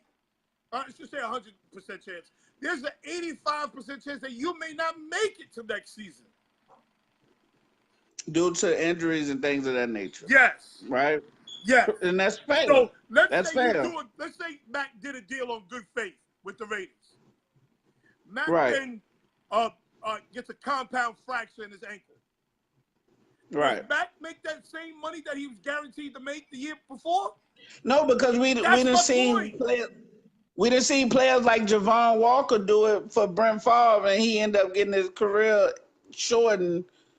That wide receiver, remember the guy that went out? Yeah. So, I mean, I get it on both sides of it. All I'm saying to you is that the owners have that right to know that they could franchise you and you can't go nowhere without, serving those 2 franchise tag years. You see what I'm saying? But again, so you're talking from pro player perspective. Talk from a player versus owner and the owner versus player perspective. Let's talk about the Bears. You have Khalil Mack. He's at damn near 20% of your salary cap, and he is not a quarterback. He doesn't. I'm trying to tell you what. But this is what you're not seeing. Listen, this is what you're not seeing, and I keep telling you this. 2-3 years down the road, when that matters, he's already been paid $60 million of that guarantee up front. Okay, so that's $30 million left on it. Okay, that's going to be spread over. So that's because they say $141 million don't mean he's getting all that. he got to prove that he's worth the rest of that contract. The only thing he's guaranteed is that 30 million and whatever that salary he's getting on top of that for each year. Okay. Now, when Trubisky in 3 years is ready to come up for his deal, a lot of our stuff gonna be off the books. Okay, now listen. Is what I'm trying to tell you. Now listen. Let's just say this works out great for the Bears. Mack has a big year. Howard has a big year. Trubisky has a big year. All this money's going up. You know that, right? I know this, Okay, and so they know this. You think you're going to keep Mack, Howard, Trubisky, and let's say a number one receiver all on the same roster? We got a lot of rookie that comes behind it. That's what I'm trying to tell you. Like, we got rookie receivers that's on rookie deals that's gonna be stars that they ain't got no choice but to take that. So because they on rookie deals. So he's getting what, 130 million, right? 141. 141 million. 90 million was guaranteed. 90 million is guaranteed. Okay, 60 was paid already up front. Like signing bonus stuff. Okay. So they already gave it to him. So now, next in 3 years is when Trubisky comes up on his deal, right? 3 years. So let's say Trubisky is killing it. Yeah. How much is he projected to make? Whatever the top quarterbacks is. Exactly, which is going to be around 200 million. What money is Jordan Howard going to make? Jordan Howard, just like you just spoke of, is just like he's still on his rookie deal. Okay, yes, number one. But what I'm saying is, he just like what it is just like with running backs. We just explained that running backs is a dime a dozen. So if anybody gonna go, Jordan Howard will go. Oh, so now you comfortable with Jordan Howard going? I'm not comfortable at all, but I'm just saying the nature of the business is Jordan Howard will go before any of them. Okay. So because you got your quarterback who's going to be the star. He the face of the offense. Khalil Mack is the face of the defense. So now, Trubisky, you know, deep in your heart of hearts, you know you're not going to win a Super Bowl with Trubisky. That's your opinion. I know that we will win one with him. Okay. I think he got all the intangibles. Well, okay. He runs, when he was in college, did he run a gimmicky offense in college? What, like a run-pass offense? No. He ran strictly shotgun. Offense, but it was very gimmicky. Reverses, end arounds, a lot of magic. Okay. I'll fool you. It wasn't line up, I'm going to play quarterback and beat you. It wasn't that. What's the lineup play quarterback in today's era now? In today's era? Yeah. Let's see. Russell Wilson. Okay. Because Tom Brady runs a gimmicky offense. No, he does not. He runs a short passing game. Yes, that's just get the ball out your hand. You got to get your ball. Okay. So, that's all that is. Do you know anything? Defenses don't play right. Miami Dolphins. Do you know anything? Show people how to play New England, and they won't play that way. Do you know anything about what Matt Nagy gonna run? If Matt Nagy comes from the Andy Reid tree, which he does, it's gonna be some gimmicky shit. A whole lot of jets, reverses, end arounds, bubble screens, double bubble throws. Okay, so but you just said okay. So hear me out then. You just said that Trubisky in college ran the gimmicky offense, right? Okay, so now with those two things, aren't they aligned now? Aren't they like you got a coach that comes in that's gimmicky and you got a quarterback that's gimmicky? Okay. That's a merge to me, right? Yes. We just talked about merge earlier, didn't it? So that works. Okay, now listen to what they did to make this even better. Okay, they went out and got Oregon Oregon offensive coordinator. All right. Heidelberg. Yes. He was This the now coach he there. was the He was one. the coach at Huh? Oregon. But go ahead. All right. You say what? He was the coach at Oregon. But go ahead. Okay, right. So they went and got him and made him our offensive coordinator. Okay. We went out and got Kelvin Gilbride, who's the tight end coach, but he was one of the first guys out in Houston that ran that funny gun offense. You remember? Yes, he ran the shotgun spread out. He ran it. Okay, so that's even more professional, and he was able to take Eli Manning and them to the Super Bowl twice with that offense. Okay, how many games did Heidelberg or whatever his name? How did he do at Oregon? He's the offensive coordinator. He's not the head coach, so it doesn't matter what he did. It's the offense. Okay, he was the OC when Chip Kelly was there too. Right, with Chip Kelly. And what did Philadelphia do with Chip Kelly's parts of Chip Kelly called offense? The offense when Chip Kelly was there? Are you hearing what I'm saying? What did Philadelphia do with parts of Chip Kelly offense once he left? And Doug Peterson came in and took a little bit of it. Who? They mixed it up a little bit. Philadelphia. Did they not keep some of Chip Kelly's offense? Yes, the NFL kept some of Chip Kelly's offense. Chip Kelly was influencing the NFL while he was in college. Okay, but then when he went to Philadelphia, Doug Peterson kept a part of that offense, and he added a little bit of his own, which he comes from Kansas City, which he comes from under Andy Reid, and they finally figured it out, right? Listen, so now they got. We going off on the wrong topic. We're talking about Trubisky. No, I'm telling you about Trubisky. But I'm trying to give you some background because y'all just going by what pundits and I'm not going by things that y'all don't know what of. I see. Oh, you haven't seen anything because this offense hasn't played a down yet. Wait a minute. You going by what you saw with him being with Fox last year. The last 2 years. I don't see a great NFL quarterback. Okay, and that's an opinion, and I give you that. I'm giving you facts though as far as offense. Now, with Matt Nagy, he's excellent at this misdirection. He's excellent at the game.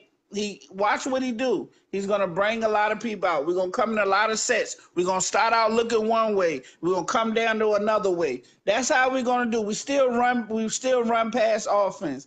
In that offense, all you need is accuracy. What Trubisky got is a little bit more accuracy. But go ahead. Okay, he lacks accuracy in the dumbass offense that Fox had. Let me ask you a question. How many 300-yard games has he had? In what? In college or in the pros? Because you still not. Talking about college. How many 300-yard Okay, in the pros we had. I'm trying to tell you. Okay, I'm trying to tell you. We had no receivers last year. We had Fox as a coordinator who ran on first down, ran on second down, and then threw on third. He was very predictable. Fox was the defensive coordinator, but go ahead. No, Fox was the coach. He was the coach, but he comes from the defensive side of the ball. Yeah, but listen, they got him out of town because he almost destroyed Trubisky's confidence because he tells him, be perfect, make no mistakes. And they don't have the receivers out there to run these offense plays. Hold on one second. How Brian Fleetwood Williams, what are you talking about? We don't know what college he went to. He went to Carolina. We know what college he went to. But I'm sorry, go ahead. All right, well, listen. All I can say is this. Because if that's what y'all feel, I give y'all credit for feeling the way y'all feel. I'm trying to tell you, grab your popcorn, get ready for Sunday night, get ready for the new Chicago Bears offense, get ready for let's get to this defense. Yeah. Since it's such a disrespect for a guy named Vic Fangio who didn't have anything. Yes, I did know that, Abdul. I was asking him a question, being facetious. But go ahead. Vic Fangio didn't have anything to work with for about 2-3 years. They built this young core up, and they still was top 10. You give us a person. You telling me Fangio don't know what to do with Khalil Mack? No, I didn't say that. Again, you're not hearing me. I'm not saying that. I'm saying you put Khalil Mack with Roquan Smith and that other boy. You got Floyd. real good defense. Is it And great? you got Trevathan. No. Is it good? Yes. So what makes us not great? On the back end, what you have on the back end is okay. It's not great. It's still young. It reminds me of Dallas. What you have on the back end. We leave years ahead. What it reminds me of. It reminds me of the Dallas. Y'all got our coach in Dallas too. They're active. You don't want to hear that. They're young. They're active. Okay, they'll make plays because they're almost too dumb not to make plays. Okay, but that's not the issue. Chicago Bears defense is not the issue. Their issue is they have an average quarterback. That's your opinion that he averaged. You have yet to give me, so you're judging a person based on one season. And then that was a season where you don't even got you got an old coach. You don't even got a coach that is in the millennium. Let me ask you a question. Did you think Johnny Manziel was going to be good coming out of college? No. I told everybody he's a bum from the gate. Okay, yeah, and they still. So don't tell me, oh, you base this off of one season. No, I'm not. You talking about John? Anybody can say Johnny Manziel was a bum. Okay, so what do we do about when he be great? Do you come back on camera and you make it known that you messed up? Oh, yeah, I have no problem doing that. Yo, I screwed up. Okay. Let me ask you a question. Is Chase Daniels better than him?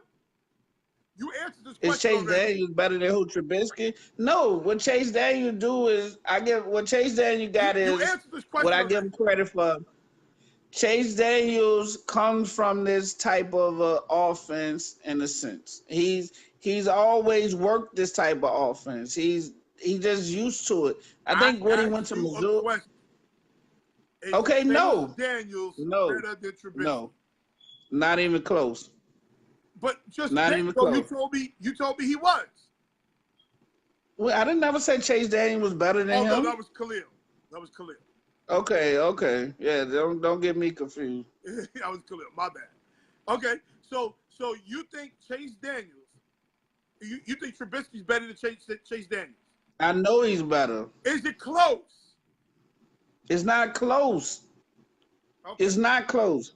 They ain't even got a Q. You know what? When coaches and players think something close, you have what they call QB controversies.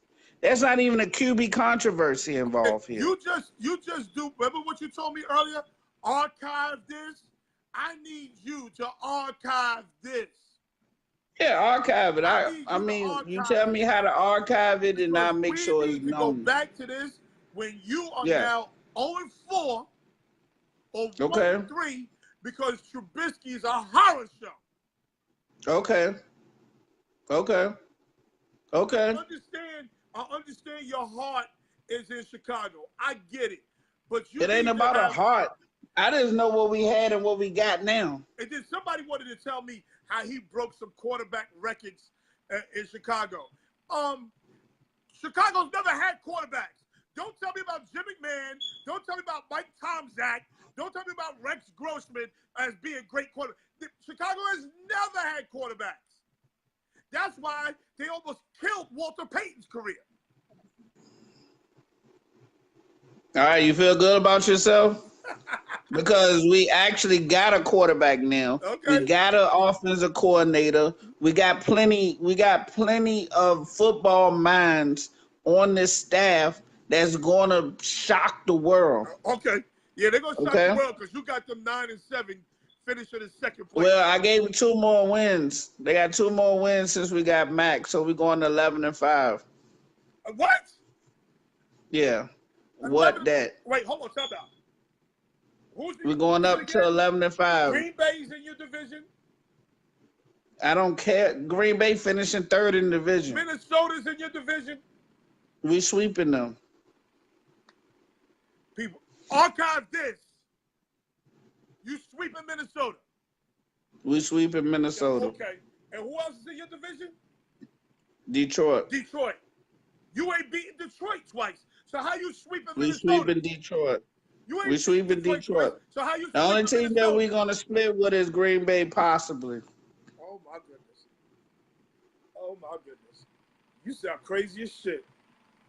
You sound crazy Hey, as shit. I mean, this is the guy that says they're gonna win the division in the East. Archive this in 3 years. That Khalil Yeah. Mack contract is going to screw the Bears up financially. All right. It's gonna Now screw them up financially. let's speak to you and the rest of the group that feels this way. Do you think an organization like the McCaskies gonna allow somebody to not know how to work the books? Hold on, Like, Gary. Let's be all the way honest, Gary. Please. Have you been in the last 5 years happy with the McCaskies running this organization? this is a new their son is running. You This don't is like to this answer is questions. Have you, in the last 5 years, been happy with how the McCaskies have been running this organization? I love how the McCaskies, This motherfucker. since Ryan Pace has been the GM, has run the offense. How long has Ryan run Pace the been here? organization? About 3 years. About 2 years. How? And I asked you in the last 5 years. 2016, 2015. I asked you the last 5 years. I didn't like it at first. Okay. I put on record to say Ryan Pace was the best decision ever. Why don't you like it? Because the McCaskies are what? Come on, say it. They are what? They used to be cheap. They're not cheap no more. They used to be. Now they got trustworthy staff in place. They got a great organization now. Like, it's different now. It's different. I'm just telling you the truth. Yo, you are hilarious. Because your heart is in the way. You're not speaking from It's not my heart. I'm telling you the truth. Your heart is truth. in the way. I didn't say we going out and winning the Super Bowl this year. I'm just telling you that with Khalil Mack, we get 2 more. The North. No, I didn't. I said we winning 2 more games. That means they're 11-5. 5. We still finished second in the North. Behind who? Minnesota. So what's Minnesota's record going to be? What did I tell you they're going to be? 11-5. Let's make sure. If they're 11-5, then they damn sure lost the division because we sweeping now them. You got. Yeah, we must going to win the division then if we sweeping them. We getting 2 more wins with Mac that we wasn't going to get at first. 9-7 is now 11-5. Do you realize Damn. how crazy you are sounding to the Flip flop. I can't about believe this that sport? I ain't know we was gonna get up there and win a division, but I ain't know we was gonna have Khalil Mack. So, damn. No. You got Minnesota 13-3. Okay, so that's what I thought. Okay, good. But So I thought I was 13-3. right there on par. Okay, second in the division. So Okay, we good. 13-3. Hold on. 13-3, and 2 of those Minnesota. 3 losses are coming from the Bears. Yeah. This motherfucker is nuts. That's why I love him. Listen, He is nuts. I'm telling you the truth. Now, this is the same guy, fellas. Let's not redirect this whole thing. And then we got some people over here like a McClellan, who's a diehard 49ers fan, who feels like they on par to win the Super Bowl every year. So I don't want to hear none of these people coming at me when I'm being non-biased. You said Dallas is going to win the division. Yes. You said they're going to knock off Philly. They're going to beat Philly right? once. But you said they're gonna win the division. Yes. From where I'm from, you got to beat them they can't get knocked off the championship Gary. until Gary, how? do you watch TV at all? I do. I watch it all. How you think I'm able to talk to you? Major issues right now. Well, Quarterback. that's not an issue. Did you hear anything that their coach said? Listen. Nick Foles ain't that guy.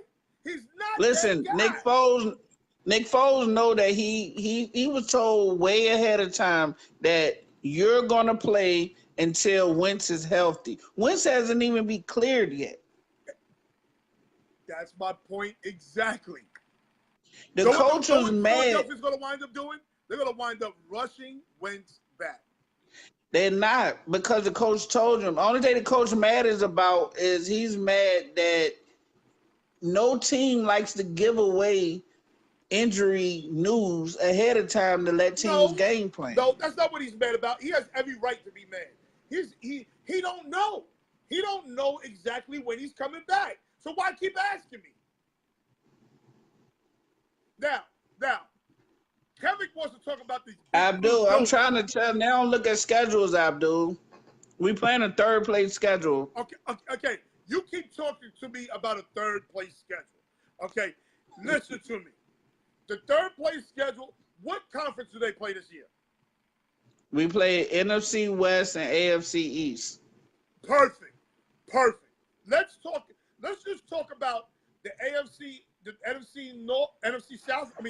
NFC West and the AFC East and the North. Let's just talk about those three divisions. Let's do that. They're not beating. I don't care what you say. They're not beating Minnesota twice. They may not even beat Minnesota once. I don't care what you say. So let's talk about Minnesota. They're going to split with Detroit. They're going to lose to Green Bay twice. I got a question. You said let's talk about the AFC East, and you're talking about the North. Hold on. They're going to lose to Minnesota twice. That's 2 losses. They're going to split against Detroit. That's 3 losses. They're going to lose to Green Bay twice. You already have 5 losses. Let's go. In your opinion, let's go to the AFC East now. Are you beating New England? That might be the one loss. 6 losses. Are you beating the Jets? Definitely. Definitely? Are we beating them? We might beat the shit out of them. Okay, I'm gonna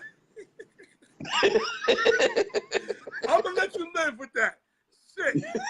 Are you beating Buffalo? Yes, of course. Motherfuckers keep starting their pyramid. We have 6 losses now. They tanking. Hold on.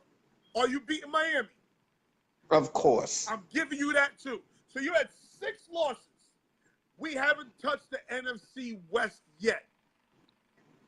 Are you beating the Rams? The Ravens or the Rams? One yes, we beating the Rams. Yes. See, we beating the Rams. Heart talking. You ain't that is not my heart. Rams. We match up well against them. You ain't beating the Rams. Okay. Are you beating Seattle? In Seattle? Yes, we beating them week 2 on Monday night. We're going 2-0 to start the season. Wait, hold on. You play Seattle in Seattle, right? On Monday night. Are you beating Seattle? I'm going to ask you this again. Are you beating I just said Seattle it, week 2. in Seattle on a Monday night? We beat them week 2 going 2-0 to start the season. Oh, my God. I got you at 7 losses. Since Abdul want to talk about schedules, okay? Are you beating the Cardinals? Definitely. Okay, I'll give you that. Are you beating the 49ers? We always struggle with them. Hey, damn right. We always struggle with them. I got you at 8 losses. At best, you're 8-8. We always struggle with them. I didn't say we not. We gonna beat the 49ers. You ain't beating. We sweeping that division.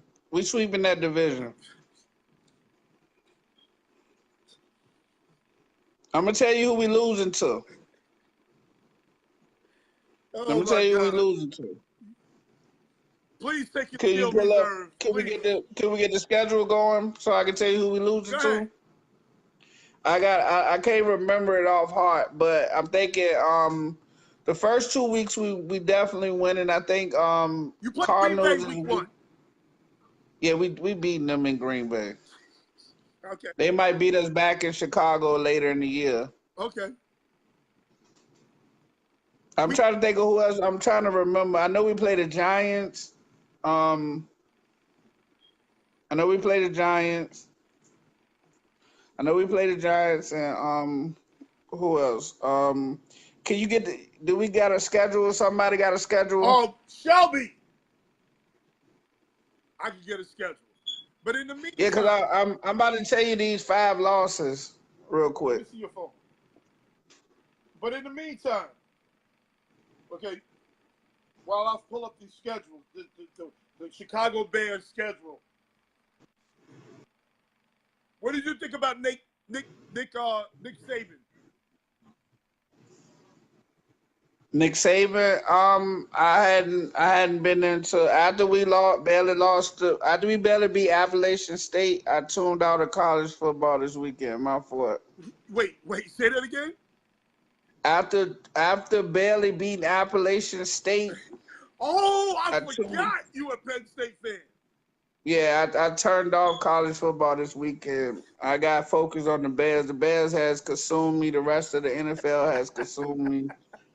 Getting prepared for fantasy, different things of that nature. So you didn't see Nick Saban snap on I heard about it. Black Girl, the reporter from ESPN. I heard about it, but I didn't see it. Okay. That might be true, Kevin. That might be a game we overlooked. That might be what you call a trap game. Because I think we played Minnesota after that or something. Okay, here's the Bears schedule. Week 1, Bears versus Packers. That's a win. Bears versus Seattle. Win. You're 0-2 right now. Bears versus Cardinals. Win. 1-2. Bears versus Bucks. Where we playing in Tampa Bay? Let's see. It don't matter. Yeah, we win. We start the season 4-0. We got a bye week 5. So it's not a trap game. Yeah, we win. 1, 2, 3, 4. Okay. Start the season 4-0. So your boy will still be on suspension. So I got you 2-2. Bears versus Dolphins. We beating them. 3-2. Patriots versus Bears. And we definitely losing that game. Okay, so you're 3-3. Jets versus Bears. We winning that game. Okay, 4-3. Bears versus Bills. We winning that game. Okay, 5-3. Bears versus Lions. That's someone. Yeah, we beating that game because they getting swept. You're gonna be 5-4. Vikings versus Bears. We winning that game because they getting swept. Okay, you losing that game. Now you're back to 5-5. Bears versus Lions. We winning. They getting swept. I give you a split. You're at 6-5. Bears versus the Big Blue Dopes. We gonna lose that game. So you have yourself now, or I have you at 6-6. What I got myself at? 3 losses right now. You gave yourself 2 losses. Okay, 2 losses. So we got 3 more. You gave yourself The Green Bay game. Green Bay. Rams versus Bears. I might gotta take that one back. We might lose that one. You all losing that. You might. You all losing that one. I mean, listen. I don't want to go on record and say I don't want to say 12-4. Listen, I'll take that win if we got another person that I think could beat us. Let me ask you a question. What answers do you got for Dominican Sue, Donald, Talib, and Peters? What answers do you have for those 4 guys? You have nothing on the perimeter that could mess with Talib and Peters. You have nothing on the perimeter that could mess with them. Okay? And you don't have the guards that could mess around with Donald and Sue. So tell me where you beating them. Let me know when you finish gloating because you don't make sense. Listen, Kyle Long has played against Sue his whole career, and he's handled him well. So chill out with that one. Okay. We got Allen Robinson on one end, and we got Anthony Miller. We got a ton of talent over there. I'm telling you now. Let's put this Ram game on hold. Anthony Miller, he better be nice as shit the way you talk about Anthony Miller. He better be nice than a motherfucker the way you talk about Anthony Miller. I'm telling you once. All right. Oh, shit. Hold on. Come on, Shelby. Where we at with it? Hold on. So, Bears Packers Part 2. We losing. I know you losing. So right now I got you at 6-7. Bears versus 49ers. We beating the Rams. We gonna lose to the 49ers. Look. Kevin said, I guess Mac is playing QB too. I told you nobody believes in that QB. Kevin, listen. I don't want to challenge y'all football knowledge, so I'm gonna leave that alone. I'm gonna just say, put it on record. Come back and give me all praise due when Trubisky shows y'all that he's the real deal. That's all I ask. I mean, I'm trying to, respectful as I could be. Last but not least, Minnesota. Bears versus 49ers. Oh, we losing them. We beating the Rams. We losing to the 49ers. Bears versus All right, and then we winning against the Vikings. So that should be 11-5. You a lot. No, you actually got 10-6.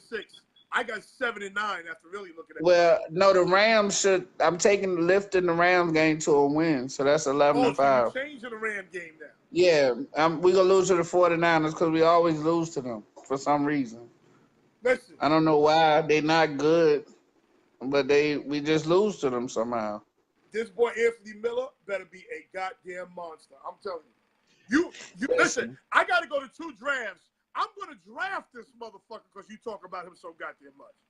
Yeah, you could get him in a late round as a steal. Let me give you another sleeper that people not paying attention to. All right, if you in need of a tight end, you want to go out and get Miami's Gesicki, Penn State old tight end.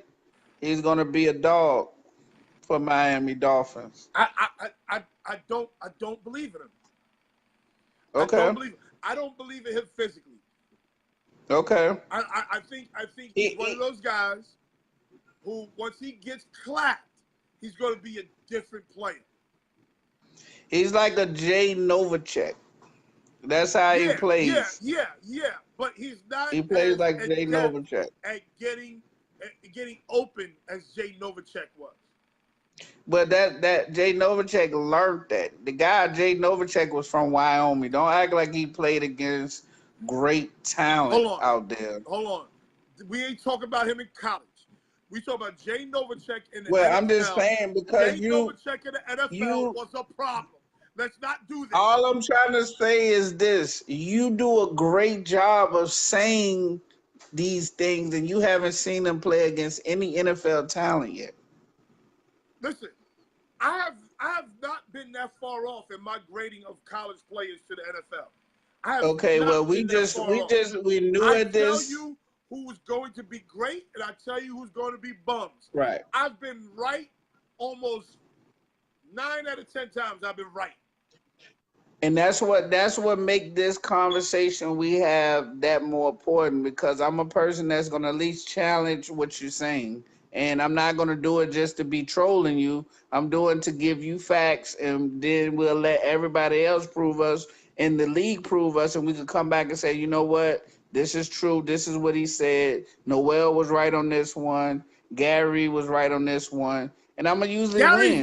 Gary's not right a lot of the times. That's the Gary problem. is focused. Gary is taking it serious.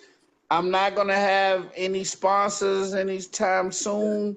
So I'm gonna be sponsoring Deer Park and Diamond Springs and green tea and stuff like that. Jimmy so Garoppolo I'm giving gonna have a big year this year.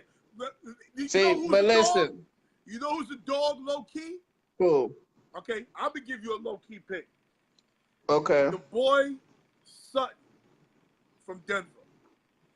Yeah, Cortland. He's from dog. SMU. Yeah, but he still got to figure out how to get on the field. Like, is he going to be the third receiver? I think so. Okay. Well, I mean, him and Case Keenum hooked up a lot in the preseason. He's big. He's physical. He high points a ball very well. That's what I like about receivers. That's my thing with receivers.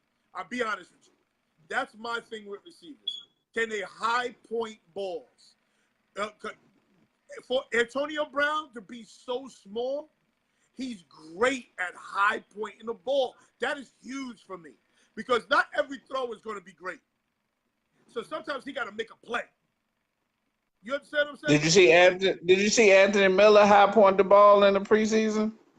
I haven't seen much of Anthony Miller. I'll be very honest. Okay, go YouTube him and see him high point the ball against Denver. He better be And a you dog. look like I'm going to Antonio draft Brown. his ass. He better be a dog. All I'm asking you is to go YouTube him and see him against the Broncos, and you'll see him high pointed too. I mean, he has no fear. But yeah, Cortland is a beast. Like, I mean, for those that could go get him, go get him. For those that's right now, go get James Conner if you can, because Le'Veon is not coming no time Oh, soon. y'all better go get James Conner. I ain't Y'all getting better him, go get but him. I'm telling y'all better go get him. Y'all better go get him. He's a cancer survivor too, so he's a tough Yes. motherfucker. And he's from Pittsburgh, so he's just a story. He's a story in the making for Pittsburgh. You know, he's that feel good story. You know, he might become like a Rudy type that if he starts the first 2 games or so and he gets like 130, 150 He or ain't getting so. no 130, I know he's not. I'm just saying Stop. if it's a big if. It might be hard for Le'Veon to get back in that fold. Oh, He might be looking at getting traded. He get 130, 150 yards. Le'Veon says, I'm coming back week 3. James Conner's going right to that bench. Be clear on that. He going right So to that bench. no organization like to be up, what they call it, upstage. Yes, but what the Steelers are trying to win a Super Bowl. They're not a playoff team. They're not a team just trying to get into the playoffs. They're a team that thinks they can compete for a Super Bowl. So when Le'Veon Bell is ready to play, Le'Veon Bell is going to play. Be clear on that.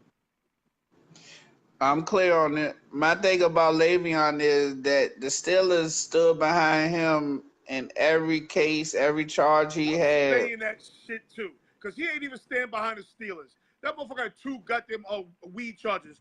1 he should be in jail on. Right, and the Steelers got him out. That's what I'm trying to say. What? You think the Steelers got him out, or you think his status got him out? I think the Steelers.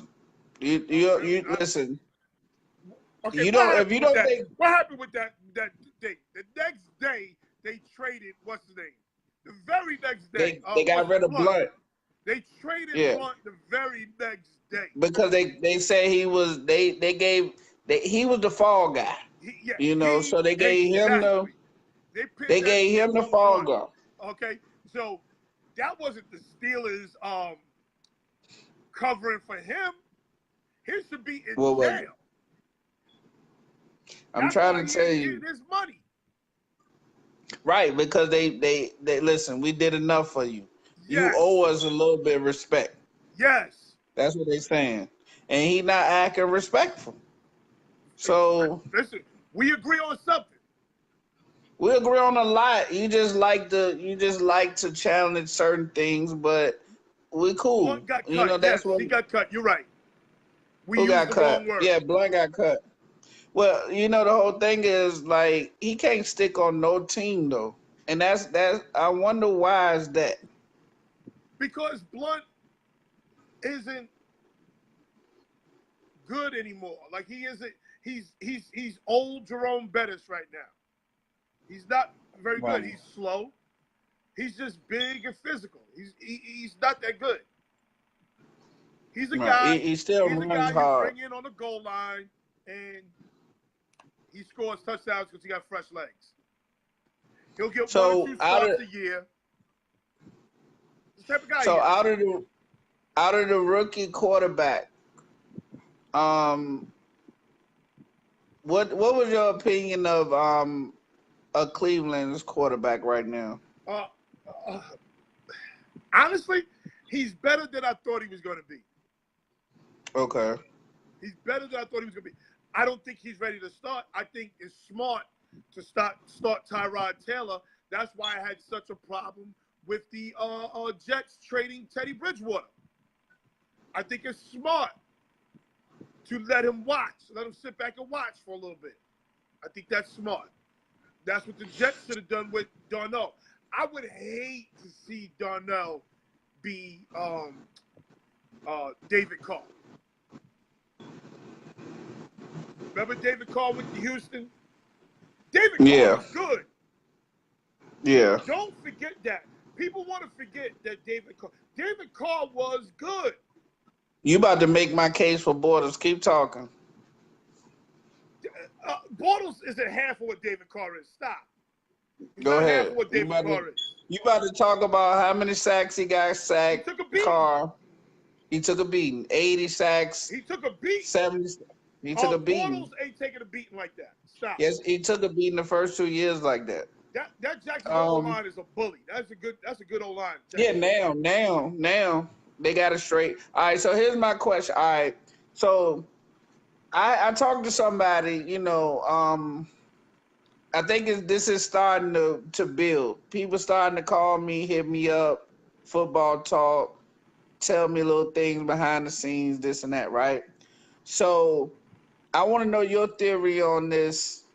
Why all of a sudden did the Saints find the need to want to go get Bridgewater the way they did? Is it something behind the scenes with Breeze that we not knowing, or what you think about that? It's called being responsible. How old is Breeze? I think he's going into his 40s. It could be. He up there. So you not going to prepare? You're not going to prepare for him leaving? It's called being football responsible. No, I mean that I told them that, but I just wanted to know that is it more this year or is it more for the future? And they found a good quarterback that they feel like that could possibly fill that void going forward. Now Abdul says Breeze don't have much left. I don't believe that. I think Breeze is going to win the MVP this year. I think Breeze got a lot left in the tank. Okay, this is why there's been a rift in New England. This is why there's been a rift in New England, because Belichick is fully aware that Tom Brady's days are numbered, and he wanted to keep Garoppolo. He wanted to keep I heard Garoppolo. that too. Okay, right. You have to be responsible. Who you gonna put behind him? Who you gonna put behind him? They didn't have. Mind you, they have Super Bowl aspirations. They don't have just playoff aspirations. They have Super Bowl aspirations. Right. I agree. I mean, I just, I just wanted to see if that was more like theory, because I told them the same thing. Like they preparing for their future.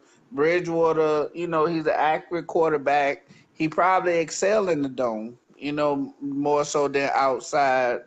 Well, he played in the dome in Minnesota. Right. Well, he did play in the dome in Minnesota. He did. And so that's, those are things that I talked to them about. So I just was wondering,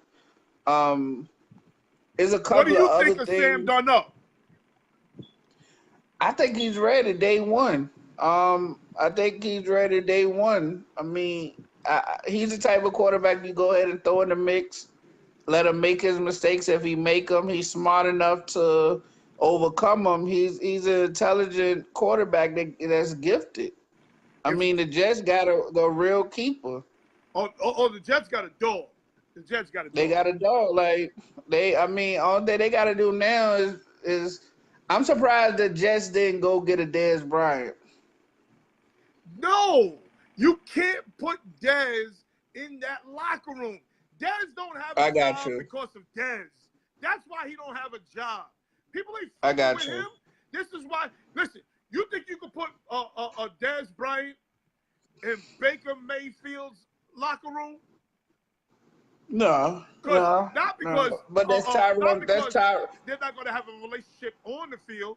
They'll have a relationship off the field. Baker Mayfield going to be fucking black broads twerking in Luke Walker and Little Baby videos and drinking all types of wild liquor and smoking weed if Dez go in that locker room. Okay. Listen, you So saw what happened to Baker Mayfield? yeah, when he did the little thing on the field. Not only on the field, the thing with the police, Baker Mayfield think he black. He a little wigger. He got a little wigger in him. He think he black. Okay. Okay. Check how Baker Mayfield moves. Look how Baker Mayfield interacts with the black players and watch him interact with the white players. Just watch. Just watch him on the sideline. So Dez's career is over at this point. I hate to say it, but I think so. Okay. You can't put Dez in the locker room with Josh Gordon and Baker Mayfield. You can't do it. You can't do it. And there's gonna have to be a bad injury for Dez to get a job. Dez is not in Dallas because he ruffled feathers with Dak Prescott. That's why he's not in Dallas. So Dak got him out there. Don't say Dak got him out. It was a combination of him ruffling feathers, and he was supposed to make $7 million this year, which would have put Dallas over the cap. Is he? You think Dez is going to restructure his contract? Knowing what you know of Dez, you think he will restructure his contract? No. Yeah. No, I don't. So that receiver y'all got, Gallup. Is he ready to start yet? I don't think so. I don't think so. Okay. You still So got, I made the right move. Hearns there. Allen Hearns, he's still there. He could play. So I made the right move by cutting him. No, Good. Let me tell you something. If you talk to him, if you get Allen Robinson and Allen Hearns in a room by themselves, right? If you got them in a room by themselves and you ask them, do you still think you got a lot in the tank? Do you still think you can play? You got a lot in the tank. They're going to tell you, hell yeah. You know why? Because your boy Bowles could never get us the goddamn ball. He could never. I'm talking about Dallas here. We're not gonna take shots at you know how all this intertwines.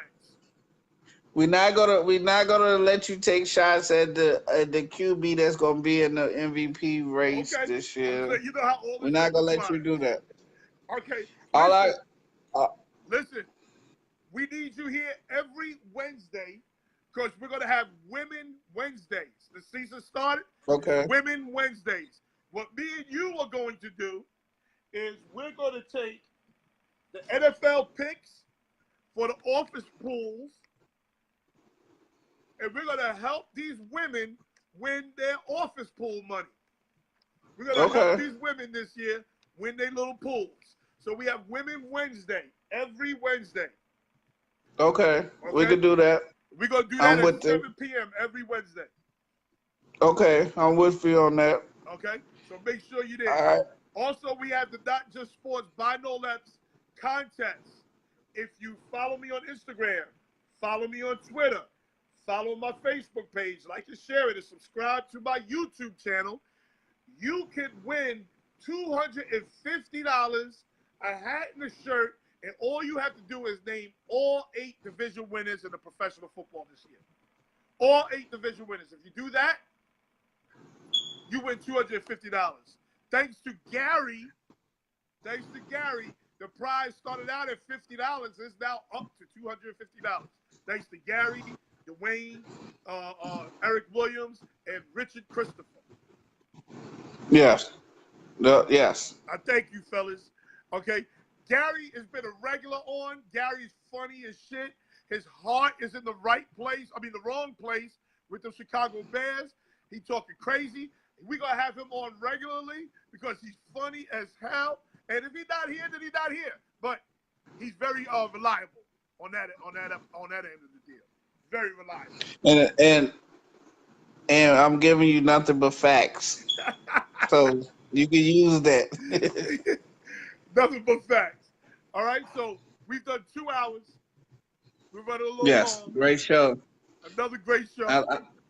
I love the way what you were talking about marriage. You got me over here Yo, let me thinking tell you over something, here. my dude. Let me tell you something. I almost started crying. I had to catch myself. Yeah. My wedding anniversary is Wednesday. Congratulations. 14 years. And Man. my brother-in-law is getting married.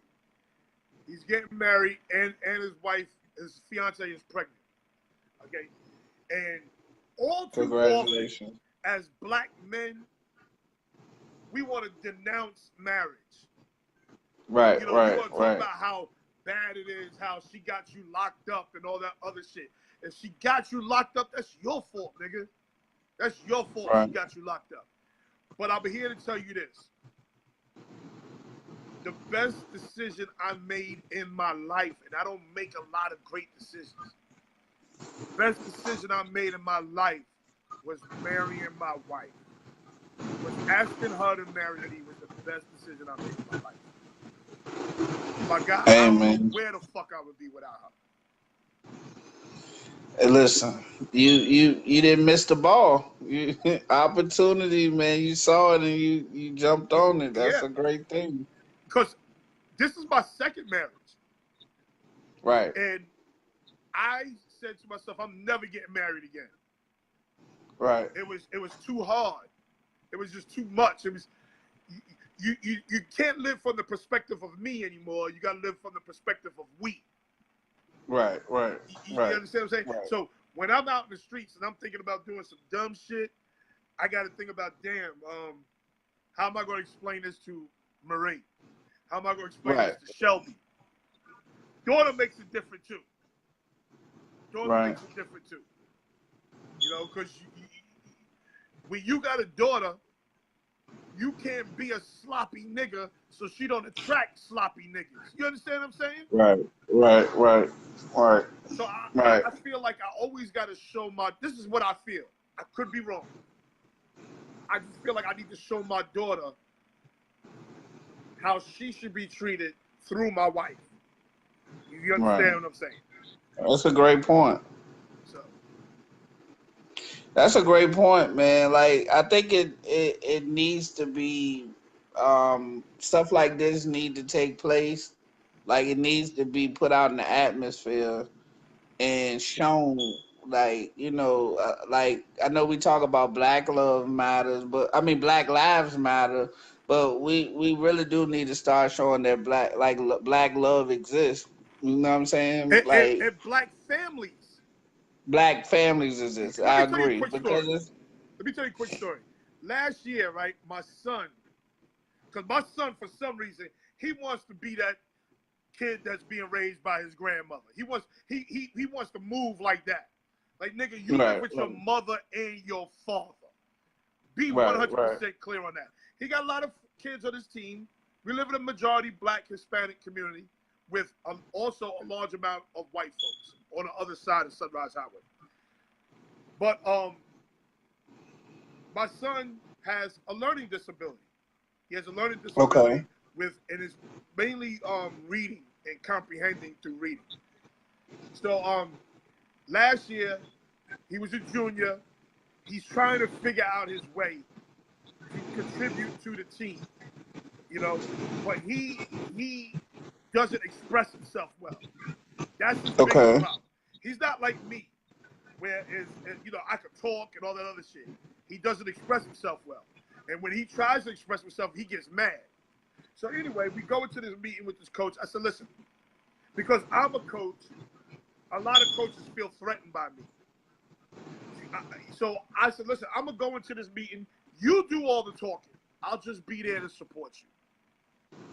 So he basically told the coach he had 2 games where he didn't even get the ball thrown at him. He had no targets.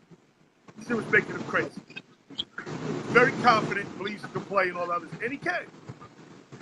So he goes to the meeting. He says to the coach, listen, I understand that Kevin's the man, but I want to be able to contribute. That's all I'm asking is to contribute. I'm not asking for 10 receptions a game, maybe 4 targets, 5 targets a game. That's all I'm asking.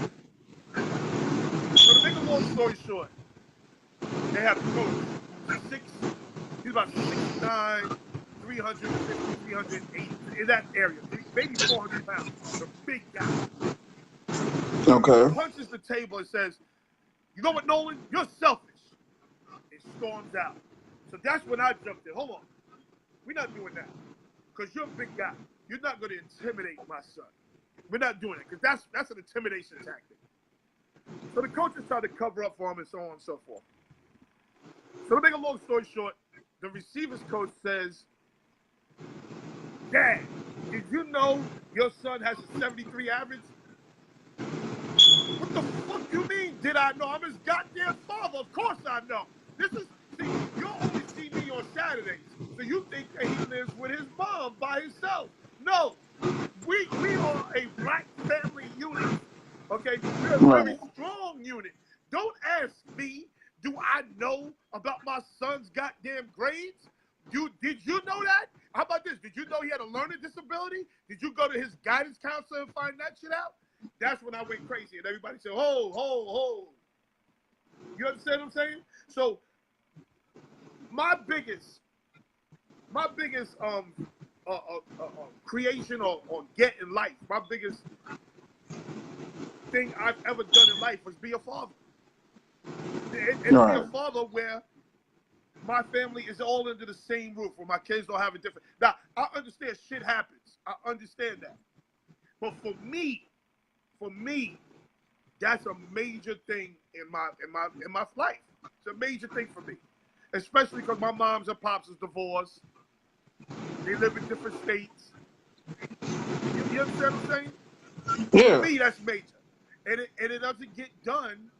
It doesn't get done without my wife. It don't get done without her. Because she's the glue to this whole shit.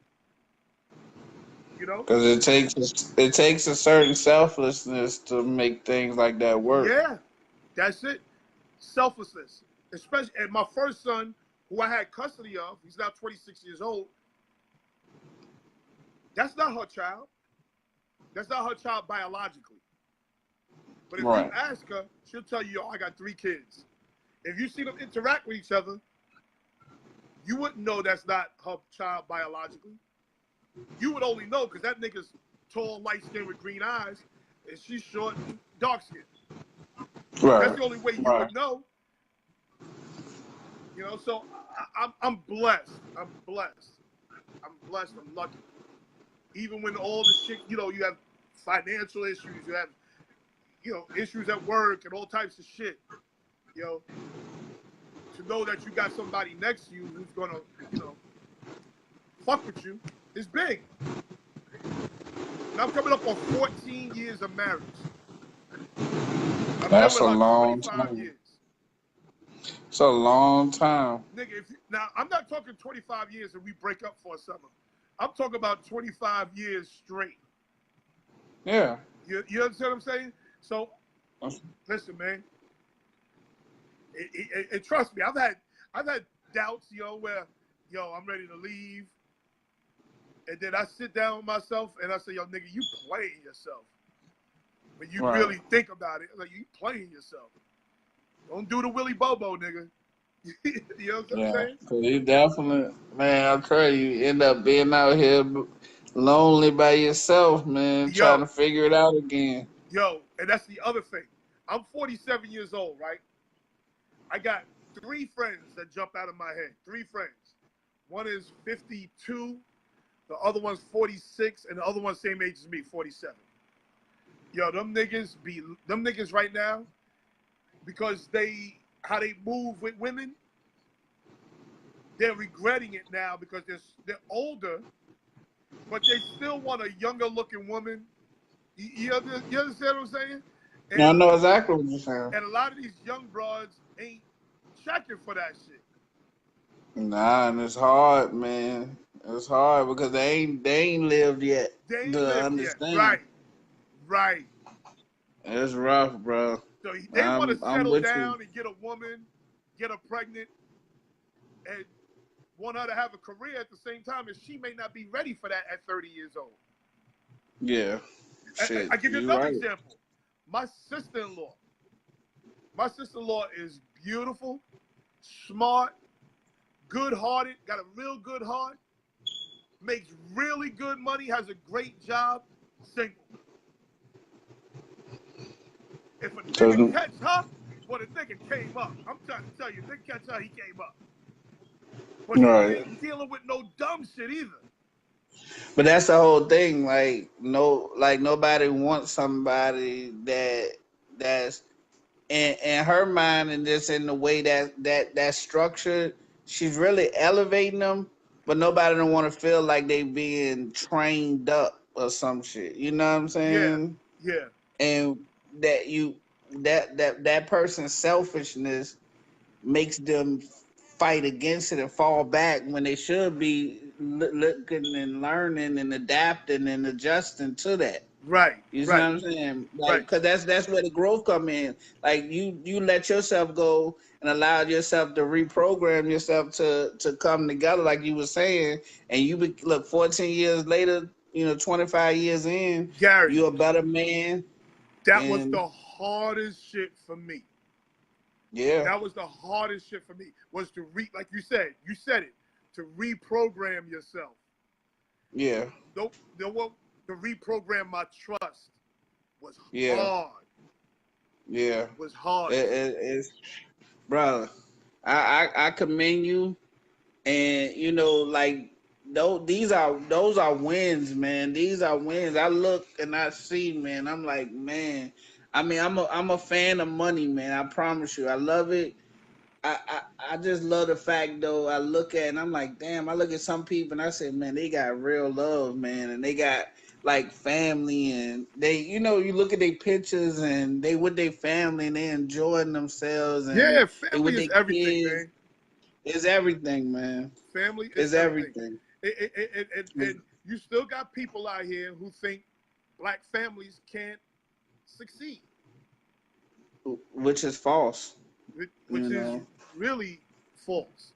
Now, I'm not it really knocking. I'm not knocking a guy who doesn't live with his daughter or his son. I'm not knocking that, cause shit happens. Listen, I was there. it does. I was there. Yeah. Shit happens. Before I met my wife, I was a single dad. I was Right. a single dad before I met my wife, so I understand that shit. But at the same time, I think America has made it too easy for us Yeah. to leave our families, especially Yeah. men.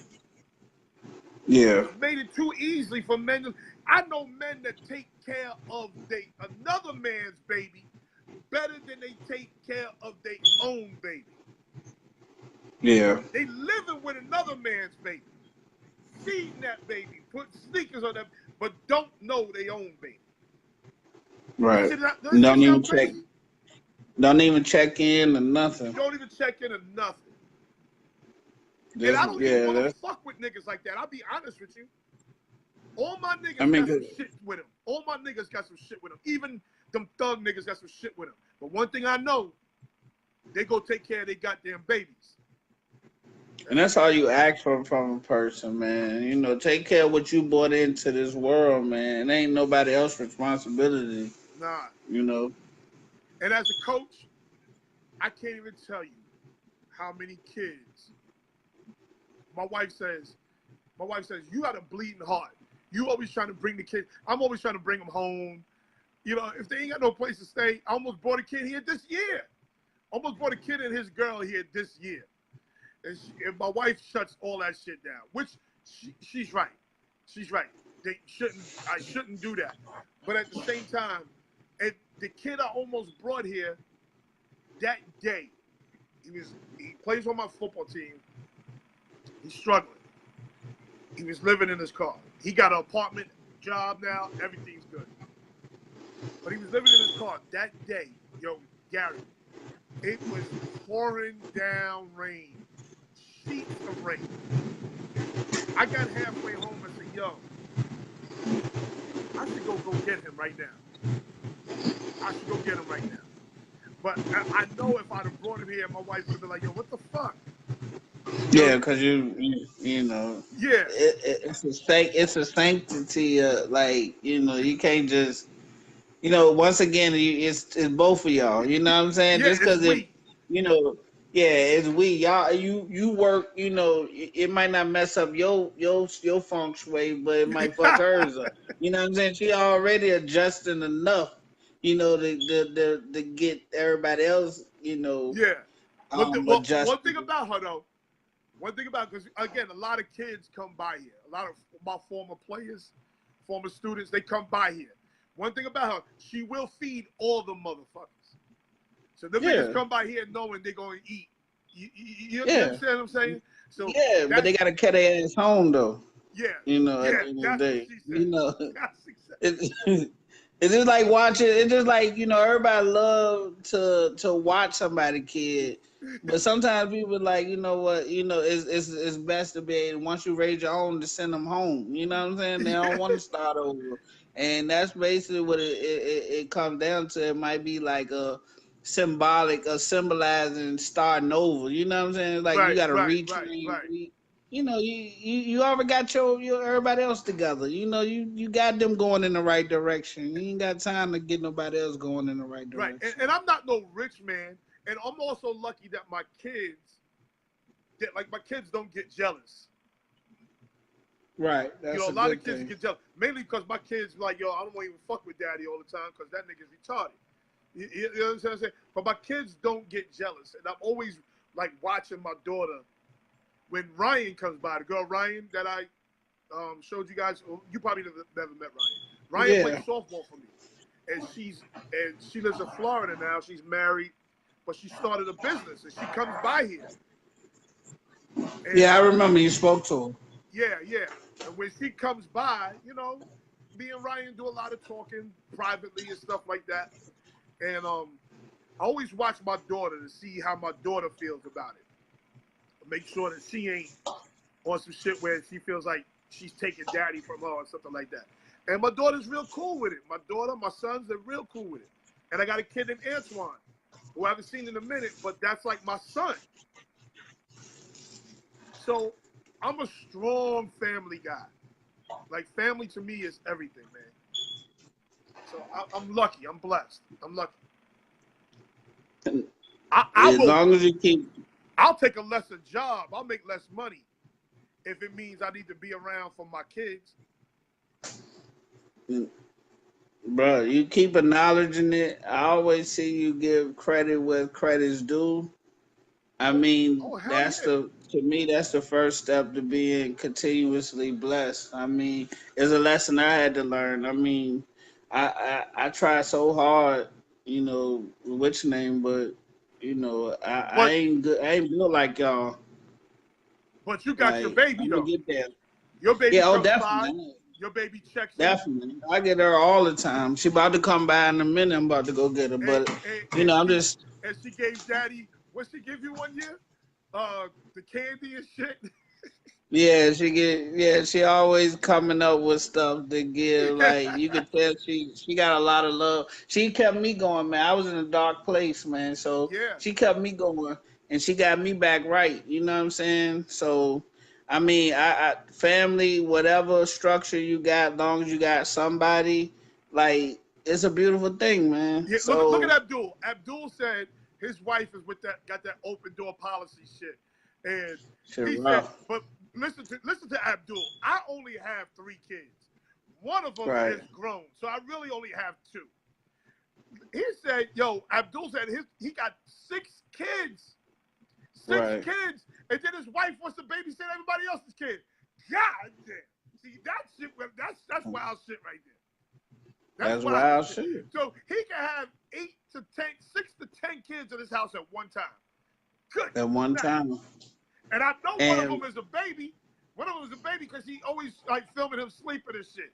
Abdul got yep. woo. Abdul needs to sit down and talk to his wife Yeah, because it's a 10 beautiful kids, thing, she ain't man. watching them by herself.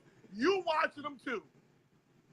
Damn right. And that food that you might be for like 2 or 3 days could become one day when you trying to feed everybody. You gotta goddamn, you know, gotta go back and spend extra money to do this or that. So I mean, a lot of different shit make this shit work, man. But I enjoy looking at y'all, man, like, cause y'all living a life that you know, I aspire to live shortly. That's my next 40, 20, 30, 10, 15. That's where I'm going. So, you know what I'm saying? I'm going to do the marriage Well, thing. take your time. One thing I can Definitely. tell you that take your time. There's a lot of because listen, I see you as a good dude. We started off rough in the beginning because Yeah. you was kicking me out the group every other week and everything else. Yeah. But I was telling you I was gonna kick you out. At least let you know ahead of time you was getting booted for a second. But you a good dude. You a good dude. So you don't let nobody take your kindness for a weakness. You got time. You still young. You know. Yeah, I'm with you, brother. So what I'm gonna do is let this phone charge up, Yeah, and she got to be with and your we, baby too. She got to be able to take care yeah, of your baby too. She brother. ain't with that. That Fuck her. so we back on Wednesday, right? Wednesday, Women Wednesday, Women Wednesday. All right, I'll be there. I'm gonna catch y'all around. I All gotta right, get baby, I'll ready see to you. go pick her up. All right, brothers. All right, one. One. That's my man Gary, y'all. Good guy, real good guy. I fucks with Gary all day long. Gary can take his time and find somebody good. He ain't got to rush. He got his own shit. He got a daughter. Yeah, take your time, bro. Take your time. But my anniversary is Wednesday, and I will be here Wednesday. 6 p.m. I think that might change. That might change. 6 p.m. I think that might change. And men, don't be afraid to show your wife some love. Don't be afraid. Don't be afraid to talk that shit right in front of her. When you talk that shit right in front of her, you put the ball in her court. Now she's got a, but I live with old rock heart here. I live with a hard heart. My wife got a hard heart. All right? So, Ray Hood, Larry Smalls, Abdul, Gary, Ben Patton, Lazo, Joanna de Guzman. Thank you for your support. I will see you guys Wednesday, and I will give you the time. Peace.